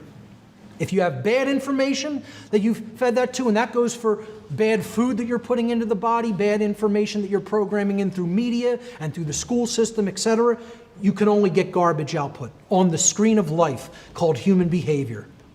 And this has to be deeply understood because we're not truly educating our young at all, certainly not in a moral sense. That's shamanism in general, in a nutshell. Again, I'm only going to cursorily touch on these. That's all time allows for. The Comitian tradition. Okay, this is the ancient Egyptian system of moral teachings. The ancient Egyptian system of occult practices and beliefs. The Comitian people were from Egypt, which was then called Kemet, or Kem, simply Kem. You could say it was Kemet, KMT is how it's transliterated into English. Kem or Kemet means the black land. The word black in Egyptian is Kem. So the original name for Egypt was Kemet. There it is in Egyptian hieroglyphs. Kemet is derived from the word Kem, again, a shortening of Kemet. And the word Kem means black or dark in ancient Egyptian. The term may have referred to the darkness of the soil of ancient Egypt caused by the mineral deposits left by the yearly overflow of the Nile River in the Nile Valley. The English word Egypt is derived from the Greek Aegyptos, which means, that was the Greek word for the ancient capital city of Egypt, named Memphis. And that in turn, Aegyptos, which meant Memphis in Greek, the original name in Comitian or in ancient Egyptian for the city of Memphis was called Hutkapata by the ancient Comitians themselves. Hutkapata means the temple of the spirit of Ptah. Ptah is one of the highest creator gods in the Egyptian pantheon of gods and goddesses. He was considered a very important creator god. He was actually considered the first and greatest of the alchemists, those from Kem, the teachers from Kem, where the word alchemist and alchemy comes from. So Ptah was considered one of the original master teachers. He is often equivalated with Thoth, with Hermes Trismegistus in different occult traditions. Today, the word that modern Egyptians use for the nation of Egypt is Misr, which is derived from the Hebrew name for Egypt, Mizraim. Mizraim in Hebrew means a narrow place or narrow straits, probably referring to certain areas of the Nile River. But I would suggest that synchromystically, if for no other reason, this name, narrow straits, ultimately refers to the moral teachings of ancient Kem and the Comitian tradition, because they did teach a strict set of principles regarding natural or moral law. I'll get to that in a moment. I just want to look at some of their symbolism in the example of the Comitian Trinity. Just like Christianity, which derived its trinity from the ancient Comitian culture, the Comitians had a trinity of gods and goddesses, 2 gods and a goddess, to be exact. This was Osiris, Isis, and Horus. Osiris, depicted there in the middle with, atop the pillar, was the creator god of this trinity. He was the Father, God the Father, in other words. But what he symbolically represented in this allegorical symbolism of this trinity was the creative essence of the human being, which is the thought process, the mind. The thing that ultimately has to go to work first for anything to get created. Anything we want to create or put into manifestation has to ultimately work through the mental realm first. You want to build a computer, you want to build a podium, you want to build a home, any piece of technology, it has to exist first in the realm of mind. It has to be thought about archetypally, the need for it, its purpose. Then you have to go through the process of what you're going to do to make that happen and come into manifestation. All mental processes. So creation follows the mind, hence The mind, the thoughts, that's the father figure, the creator god. And that's what Osiris represented. Isis was the goddess figure in this trinity, depicted on the right. She was the divine mother, or in other words, the emotional aspects of the being, the spirit in which we do something, our spiritual essence, the sacred feminine essence. And then when those two things come together, our cares, our desires, our spirit, combined with our mental faculties of the mind, then what happens? We act in the world, and something is generated as a result. And this was Horus. He was the male child because he represented action, the masculine principle. And he was considered the savior figure, the one that was ultimately born to redeem the world through right action. Now, right action is what's ultimately going to redeem the world. And you can only take right action if you have right knowledge about the difference between right and wrong behavior. So he represented right action, that which we do with our body. It's a sacred masculine force. Very powerful if we understand the Trinity as such, that it is just different aspects of our own consciousness, thought, emotion, and action. Again, here's more Comitian allegorical symbolism through their statues. You see the god Osiris, the creator god, in the middle. And this is representative of the mind, specifically the brain physiology. You have the left brain set on Osiris's left-hand side. Whoever made this graphic, I didn't make the colors in the background, I just found this graphic like this. The person probably already had a very good understanding that this represented the brain, because they actually depicted the frequencies that often represent the left and right brain. Red usually represents the left brain tendencies or capabilities, and blue is usually symbolic of the right brain, the intuitive and creative capacities. So if you put yourself as Osiris in this image on this statue, set the dark god of the dualistic light, the dualistic sun aspect, okay? He was the dark sun. He was the setting sun. That's why his name is Set. The word sunset comes from Set. Okay, so Horus was the rising sun, the solar disk that was coming up into power on the eastern horizon.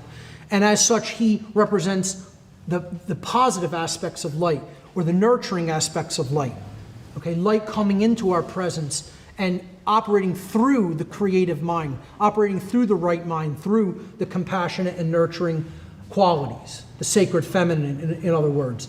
And Set kind of represents in this image logic and the left brain mental capacities without the balance of that sacred feminine force of truth and upright action that Horus represented. As such, Set was always a mischievous character in the Egyptian pantheon and the Egyptian stories, their allegorical stories. And he fought against Horus and ultimately conquers him and banishes him into the underworld, where they have to do battle. And Horus has to use his willpower to conquer Set and then rise again on the eastern horizon to rejuvenate the world through light and right action. It's an allegory about knowledge and how knowledge can be used for good or ill. And if you use just pure intellect without the balance of the right brain, morality and compassion, then you're going toward a dark path. The Egyptians had no word for death, but in the Comitian tradition, during the direction that the setting sun was setting over the western horizon, they called, if you had passed on into the next realm, they called it westing. Moving to the west was their term for death. That's it. And again, that's the opposite direction of the rising sun. It's going into a place of darkness and a place of the unknown. And we'll look at that when we look at Freemasonic symbolism a little bit later. Another aspect of the Comitian tradition was the goddess Ma'at, perhaps one of the most powerful allegorical representations was Ma'at.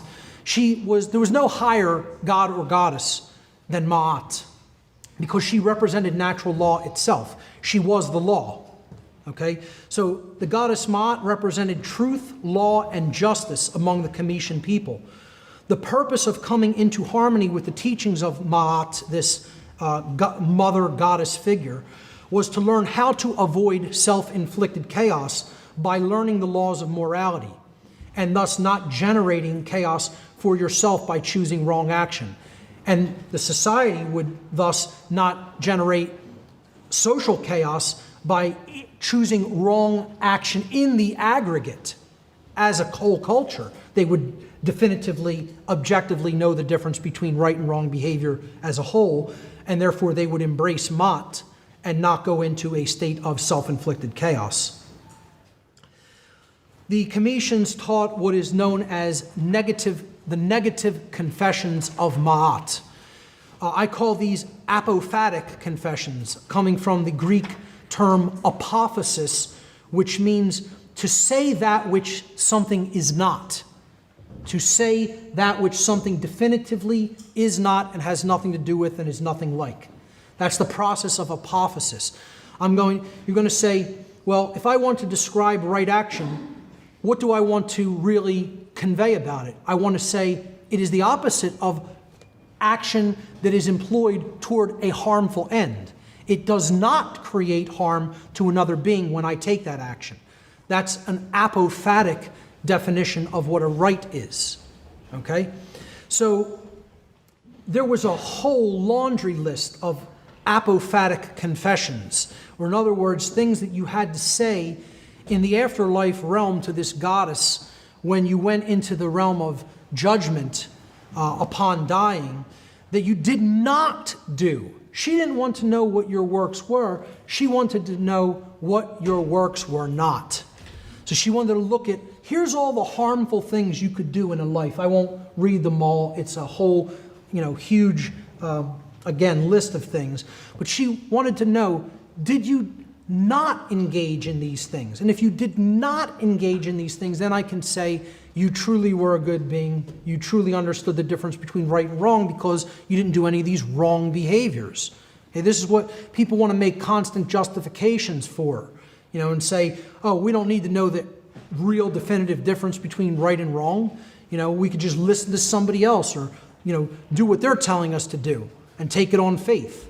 To really know natural law is to know what actions we do not have a right to do because taking them is harming another being or their property, their rightful property. So what I would say in my analysis of Cometian philosophy, particularly when it came to their apophatic sense of morality, is this was the real narrow straits that we're talking about. It was a very narrow pathway that they defined morality to be. And in the story, in the allegorical story of the afterlife, when you went into the hall or chamber of Ma'at, the god Anubis would take the initiate or the dead being's heart, and they would weigh it on Ma'at's scale. And this represented, did they have a light heart? Did they truly understand the difference between right and wrong? Did they try to live that way all the time? Did they not make excuses and justifications? And she would put this feather depicted in her headband there, a blue feather on the other end of the scale. And if the heart outweighed the feather, that meant that the person really did not have a true understanding of morality, and their soul would kind of be recycled and have to go back and learn more spiritual lessons in another life.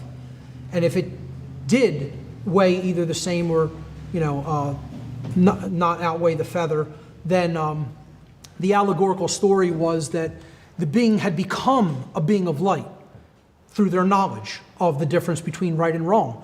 And allegorically, the Cometians taught that then that being would be able to go to a different star system or actually become a star and shine their light to other civilizations. A very beautiful symbolic allegory dealing with morality, specifically an apophatic variant of moral teachings.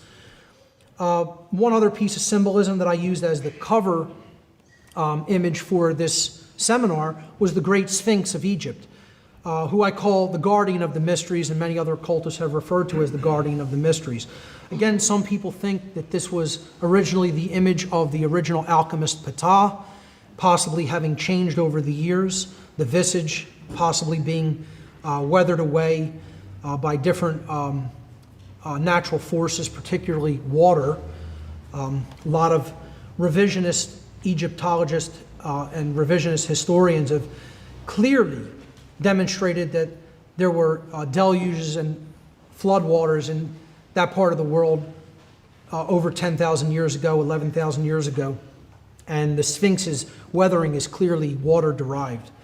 But it looks like the face has been redone on the Sphinx to represent a modern zodiacal reference of Leo combined with Virgo, the feminine visage of this great Sphinx.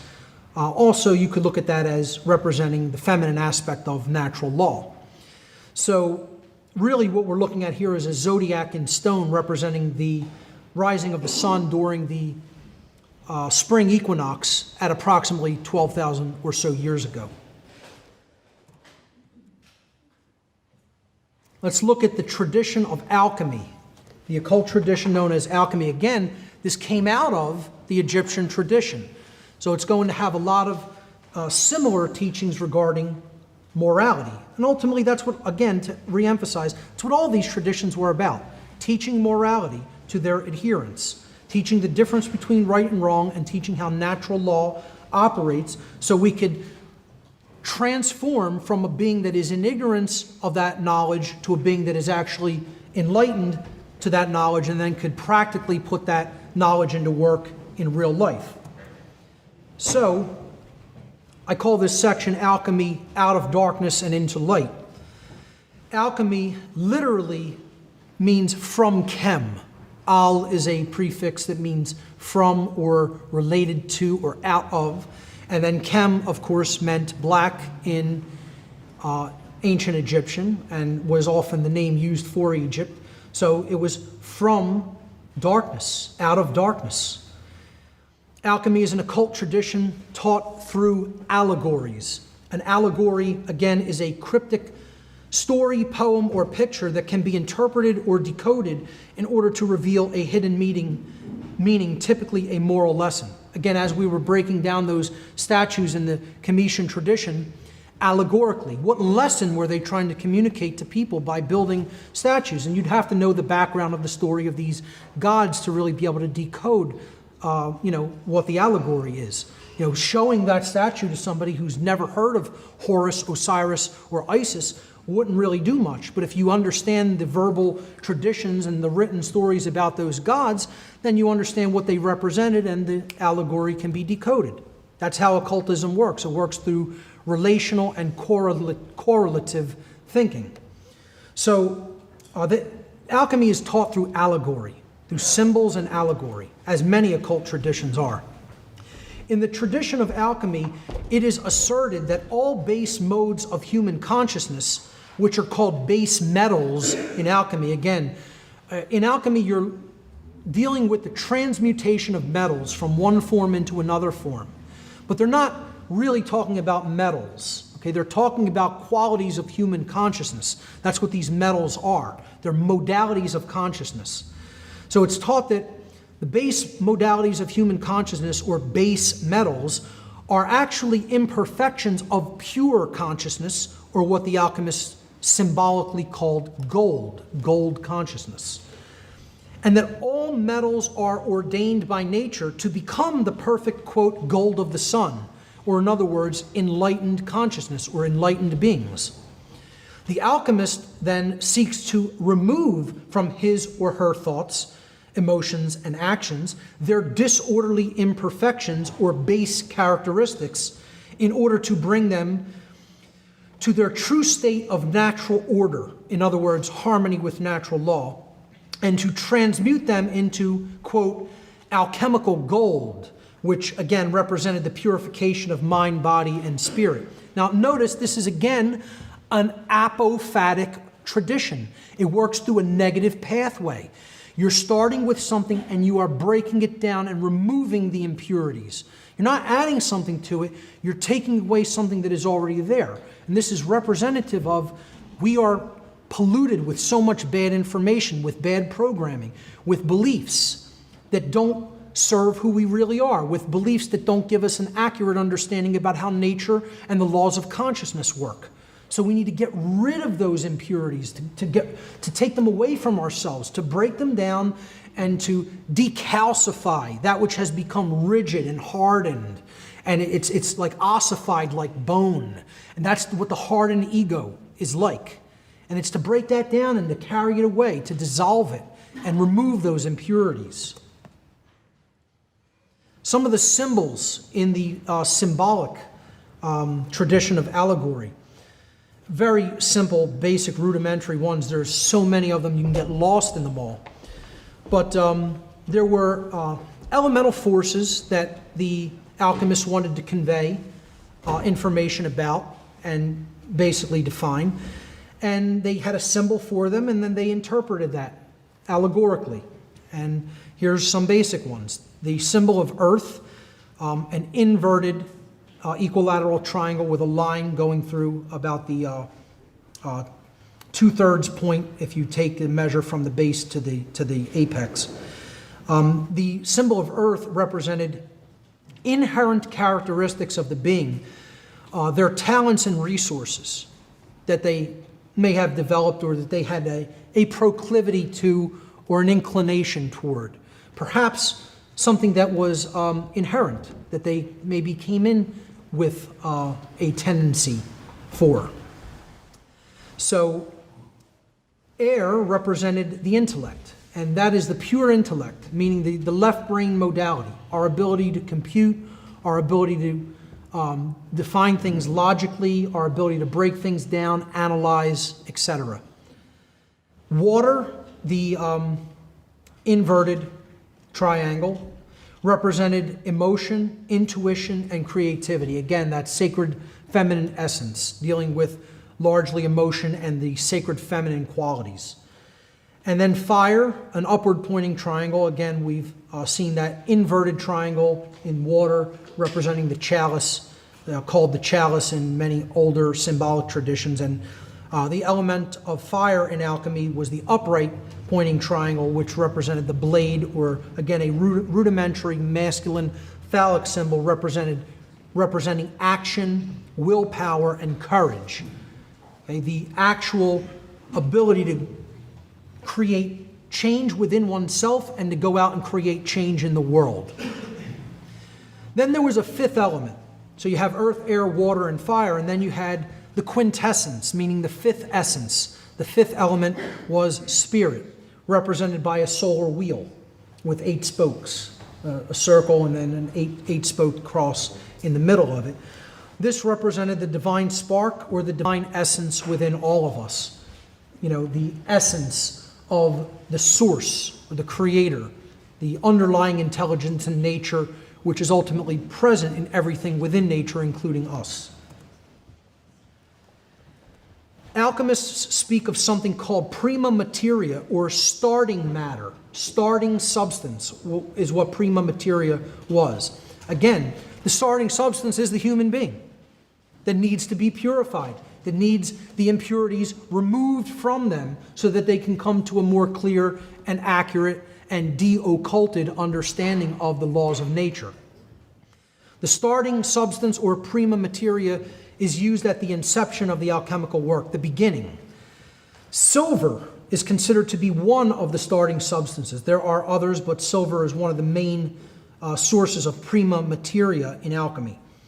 The alchemical symbol for silver is the moon, or is associated with the moon. Because silver represented, in alchemy, the feminine aspects of the human psyche, including the attributes of intuition, inner wisdom, compassion, open-mindedness, and contemplation. And that's what you need to begin. You need that sense of open-mindedness, of desire, of willing to learn, willing to open yourself up and receive. Okay, the truth is always out there, but we have to be open to receive it. That's a feminine quality. It's absolutely essential and central to the tradition of Kabbalah, which we're going to talk about momentarily, which means reception. So Alchemists also referred to an all-important agent which is necessary for the transmutation of, quote, base metals into, quote, gold, or in other words, base modes of consciousness into higher forms of consciousness. This agent has been referred to as the elixir of life, the philosophical powder, and the quintessence. But by far, the most well-known name for this agent of transformation was the philosopher's stone. The philosopher's stone represented man himself at the beginning of the process of self-mastery. It also represented the universal spark, the divine spark or divine essence, which is present in everything that has been created, and thus also in the alchemist himself. The great work of alchemical transmutation is accomplished in 3 phases, which I'm going to cover briefly here. These 3 phases of transformation in alchemy are all explained allegorically. The first phase was called nigredo. Nigredo means blackening in Latin. This is a state of putrefaction, of breaking something down, corruption, dissolution, individuation, descent into matter, descent into the undifferentiated and into chaos. It represents the soul's descent into the material plane and the suffering experienced in the physical world. Alchemists often represented the soul at this stage as the element of salt, because salt is crystallized, it's hardened, it's fixed, just like an ego that is resistant to change. And I would suggest this is the state the world is in. We are in the state of nigredo, of blackening, of corruption, of putrefaction. And believe me, the vast majority of the people on this world are the salt. And I don't mean salt of the earth in the good way. They're crystallized, they're hardened, they're resistant to change, and they need to be dissolved and broken down mentally, emotionally, spiritually. The second phase of alchemical transformation is albedo, which means whitening.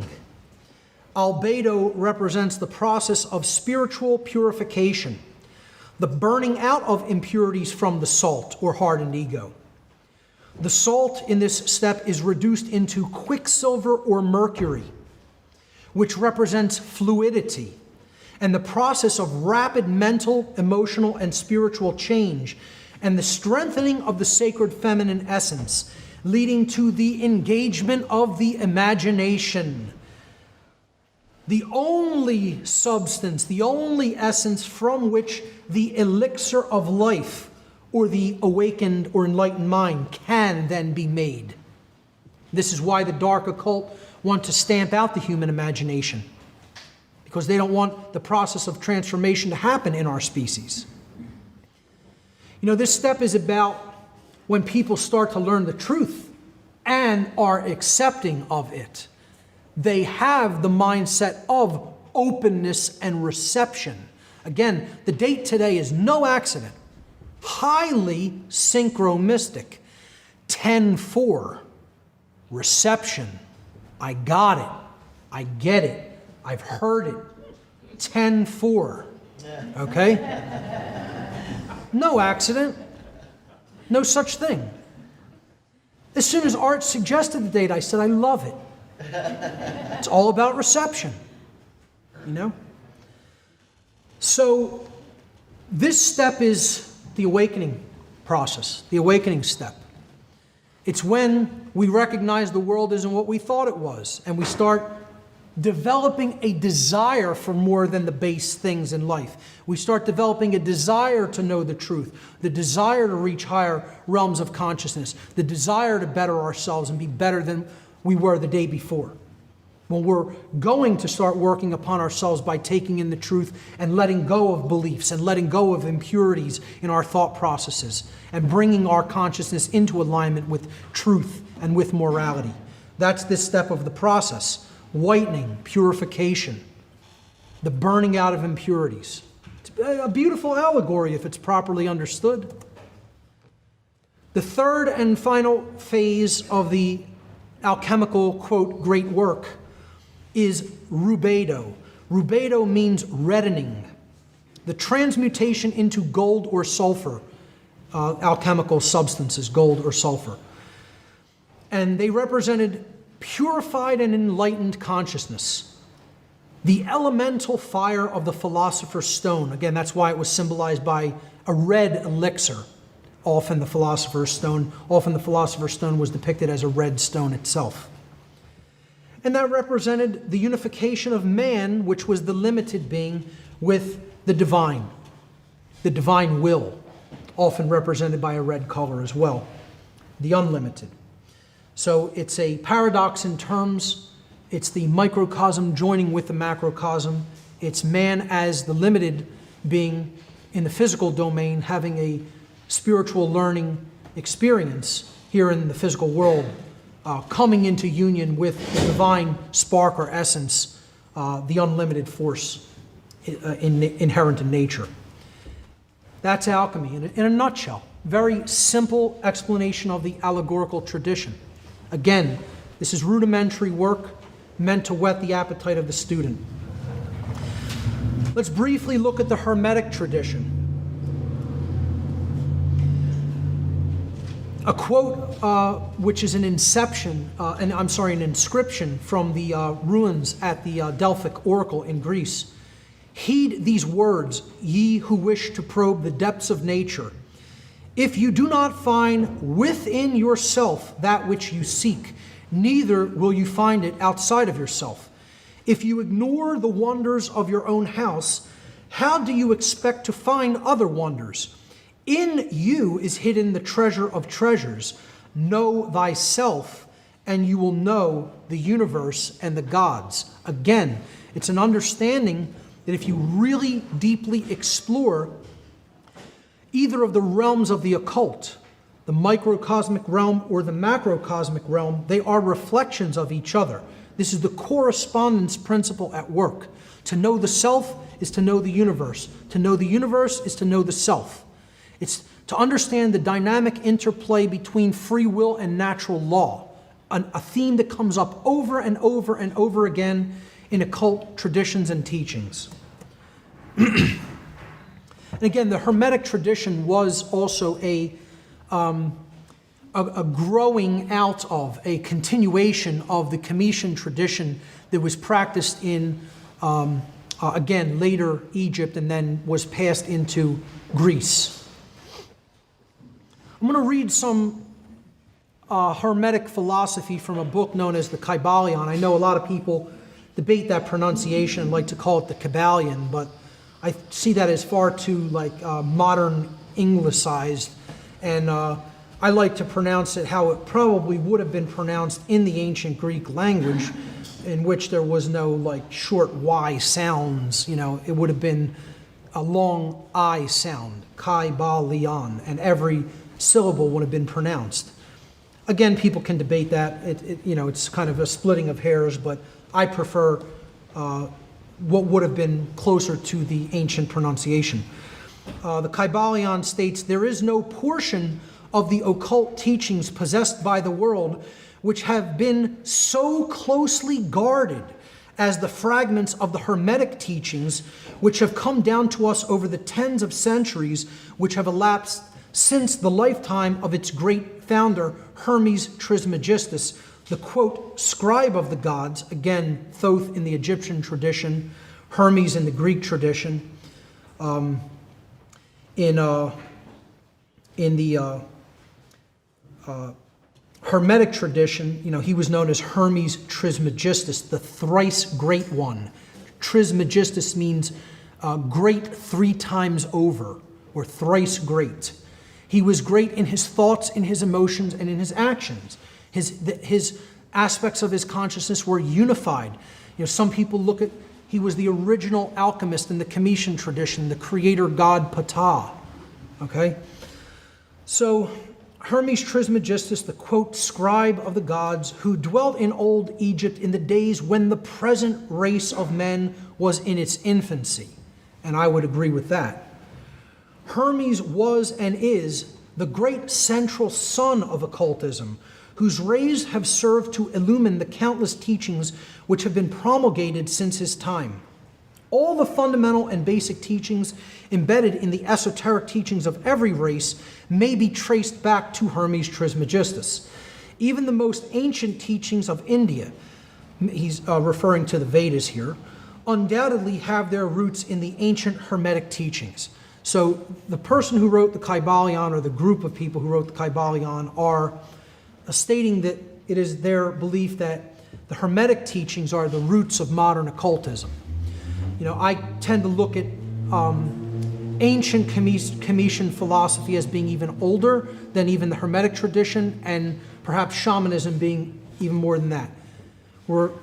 In this section, I'm going to go for about another 15 minutes, and then we're going to break for lunch. More from the Kybalion. The life work of Hermes seems to have been in the direction of planting the great seed truth which has grown and blossomed in so many strange forms, rather than to establish a school of philosophy which would dominate the world's thought. Again, he's trying to make it clear that the Hermetic tradition was a collection of teachings, a body of knowledge, not one specific dogmatic religion or one set of teaching. But nevertheless, the original truths taught by Hermes have been kept intact in their original purity by a few men in each age who, refusing great numbers of half-developed students and followers, followed the Hermetic custom and reserved their truth for the few who were ready to comprehend and master it. They're describing occultism. They hid the truth from those who did not really want it, or they knew would not use it wisely. In other words, their motto or their dictate was no pearls before swine. Okay? I see it as kind of an elitist ideology, and I'll tell you why I don't necessarily agree with it. They're going to talk about the people who didn't agree with this approach. In the modern day, I'm certainly one of them. Now, perhaps in those times things would have been different, but I'll tell you what, with the world on the brink of collapse and chaos the way it is now, the likes of which humanity may never have seen, the likes of the kind of chaos we're likely to see in our lifetimes possibly, I don't even think some of the old Hermetic teachers would have advocated secrecy in today's world. They would have advocated taking this knowledge and propagating it as widely and as freely as possible. At least I hope so. I hope they would have taken that position. But that's the position I take anyway. They followed the Hermetic custom and reserved their truth for the few who were ready to comprehend and master it. From lip to ear, the truth has been handed down among the few. There have always been a few initiates in each generation in the various lands of the earth who kept alive the sacred flame of the Hermetic teachings, and such have always been willing to use their lamps to relight the lesser lamps of the outside world, when the light of truth grew dim and became clouded by reason of neglect, and when the wicks became clogged with foreign matter. There were always a few to tend faithfully to the altar of truth, upon which was kept alight the perpetual lamp of wisdom. These men have never sought popular approval, nor numbers of followers. They are indifferent to these things, for they know how few there are in each generation who are ready for the truth, or who would recognize it if it were presented to them. Now, I don't make any bones about that. Yeah, there's few people who are very prepared and ready to receive truth, and if it's presented to them, they're going to accept it readily. Few people are already prepared through knowledge and open-mindedness and humbleness enough to simply open up their mind and heart and receive truth. Not in this world. I know that's not how it happened for me. I suffered beating the red-hot sword with the iron hammer in a forge of suffering.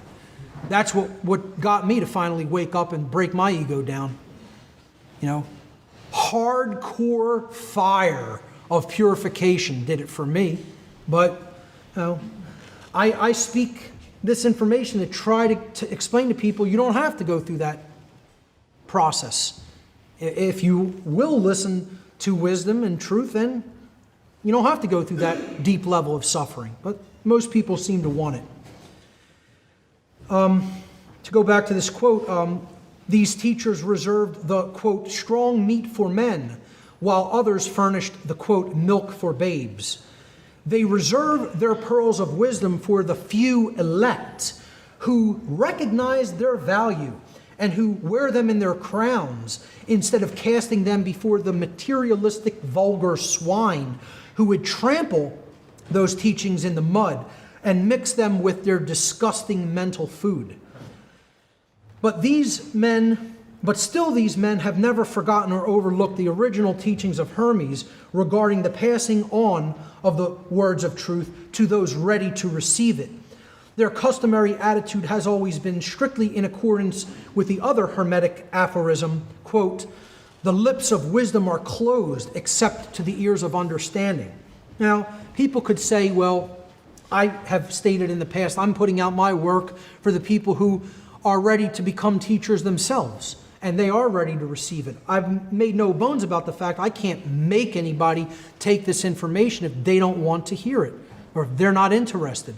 If that desire, that I symbolically represent by this orange color throughout this presentation, that sacred desire force that operates to take the person up out of the base instincts and just living, for this see the world, what you see is what you get type thing, never penetrating the surface, never looking any deeper, never going into the deeper realms of the human subconscious and the human mind, then I can't make them look at that. There's no way to make somebody do that work because that's internal work that has to be done upon themselves. I can only act as an assistant to that process of transformation through providing some information and some support.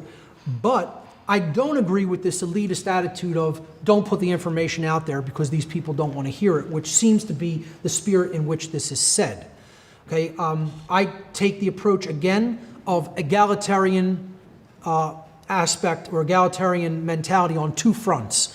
One, when it comes to all of our natural rights, we are equal under that law, under that natural law. And two, I believe in egalitarianism when it comes to information being presented, information which we need, vital information which we need to make truly informed decisions in life. That information should be provided freely and openly. So I don't agree with this Hermetist's attitude of don't cast pearls before swine. I'm going to speak information to everybody. Who's ready to take it will take it, and that will be their karmic choice and consequence. And who ignores it will do so at their own peril. There are those who have criticized this attitude of the Hermetists and who have claimed that they did not manifest the proper spirit in their policy of seclusion and reticence, and I would be one of those, and still am. Regardless of the statement that comes after it, I still say I criticize that attitude and spirit. But a moment's glance back over the pages of history will show the wisdom of the, quote, masters who knew the folly of attempting to teach the world that which it was neither ready or willing to receive. I don't think we have a choice now, folks. We're on the precipice of ruin, and it needs to be taught now regardless of who wants to hear it or receive it. At least all we can do is put it out there. Again, it's someone else's karma, it's humanity's karma, whether they will receive it or not. The Hermetists have never sought to be martyrs and have instead sat silently aside with a pitying smile on their closed lips while the, quote, heathen raged noisily about them in their customary amusement of putting to death and torture the honest but misguided enthusiast who imagined that they could force upon a race of barbarians the truth capable of being understood only by the elect who had advanced along the path. Okay, I think you can hear the kind of elitist attitude or spirit embedded in this, but I do also understand what they're saying. At certain times in history, you would have been tortured for presenting some of these truths about the reality of our world. And so then some Hermeticists took this approach of just keep your mouth closed and let the people who don't want to receive this suffer. Again, I personally do criticize that attitude, particularly in the world today. Maybe if more people would have stepped up, taught this to more people, and they would have gained the courage to teach it to a wider audience, we wouldn't have gone down the path we did as a species, namely into slavery. Another big aspect of the Hermetic principles, again taught in this great little book, the Kybalion, which I highly recommend everybody to read, about the Hermetic philosophy of ancient Egypt and Greece. What time do we have? How much time do we have? 7 minutes. About 7 minutes? Okay, thank you. The Hermeticists taught 7 basic overarching operating principles in nature. The principle of mentalism, which essentially, I've already covered that. It states anything that is going to be manifested in reality must first exist in the realm of mind. As a matter of fact, all of nature is ultimately a mental construct at the deepest level, and matter is a construct for experience and growth in consciousness. As such, is solidity, is matter truly physically real? It is a quantum fluctuation in the vacuum. It's a holographic quantum experience that is necessary for growth and development of consciousness. So, that doesn't mean I go into the full right brain imbalance mode that many New Agers and religionists take, that this is all an inferior realm matter is, and we shouldn't try to act and create any real world change here. No, that's not a state of balance, that's right brain imbalance. Balance means you have your head in the cosmos, meaning you are at a higher level of consciousness in how you're operating, and you understand that matter may be a constructural thing to provide learning for the soul, but you have your feet firmly planted on the ground, anchored in the real world, taking real world action to better yourself and to help better others. So that's the principle of mentalism. Correspondence is the aphorism of as above, so below, or as within, so without. The microcosm reflects the macrocosm, and the macrocosm reflects the microcosm. That which we do at an individual scale will become our aggregate quality of behavior at a larger scale and will become our macroscopic experience. That's the law of correspondence. The law of vibration, again, at a very low undifferentiated level, everything is simply a fluctuation or a vibration, vibratory energy existing in the vacuum, and nothing is truly at rest. Everything ultimately is in a state of vibration. There is no such thing as the cessation of motion or the cessation of vibration or sound. The principle of polarity, everything has poles to it, everything has opposites, everything has a kind of a spectrum of extremes, a spectrum of polarities that result in two opposite extremes, ultimately operating through the same thing, through the same medium, but seeming to have different extremes in their polarities. The principle of rhythm, everything moves in cycles and has a rhythm to it, has an up and down quality, an ebb and flow quality through time. The principle of cause and effect essentially is almost equivalent with natural law principles. That which we cause and put out into effect in the universe is then demonstrated back to us by the universe like a mirror. Okay, so we reap what we sow. That which we put out into the universe, we receive back from the universe. There is no effects that manifest without causal factors that precede them. And finally, the principle of gender, which states that there is a masculine and feminine quality, a blending between those two polarities in everything in nature. These principles operate in everything in the natural world, and they are always operating. As such, they were called the Hermetic principles, and the word hermetic comes down to us in modern English through the word hermetically sealed. It means that it's fixed, it's operating inherently in nature, and nothing we do is going to change those principles at work in nature. All we can do is align our consciousness to them by understanding that they do exist, that they are operating in nature, and then we can learn to live in harmony with them and not create self-inflicted suffering, just like the physical laws of dynamics. They are fixed, they are set in stone. While you are on Earth, you are operating in a 1G gravitational field. If you step off of a large building, gravity will have an effect upon the mass of your body and you will go splat. That's a fixed law, and all you can really do is understand it. It doesn't matter if you like it or not, but you can understand it and therefore align your behavior not to do such a stupid thing by walking off a building in a 1G field, okay? So the laws of nature expressed by the Hermetic tradition are set in stone and hermetically sealed. And this tradition does a really good job of explaining the underlying principles of natural law. I think we'll leave it there for this morning session. And in the second session, we will meet at exactly 2 p.m. Please come back a little bit before then. Like if you could be back around 2:05, that would be great. So you could take your seats and get ready. I'm going to start exactly at 2 p.m. Thank you.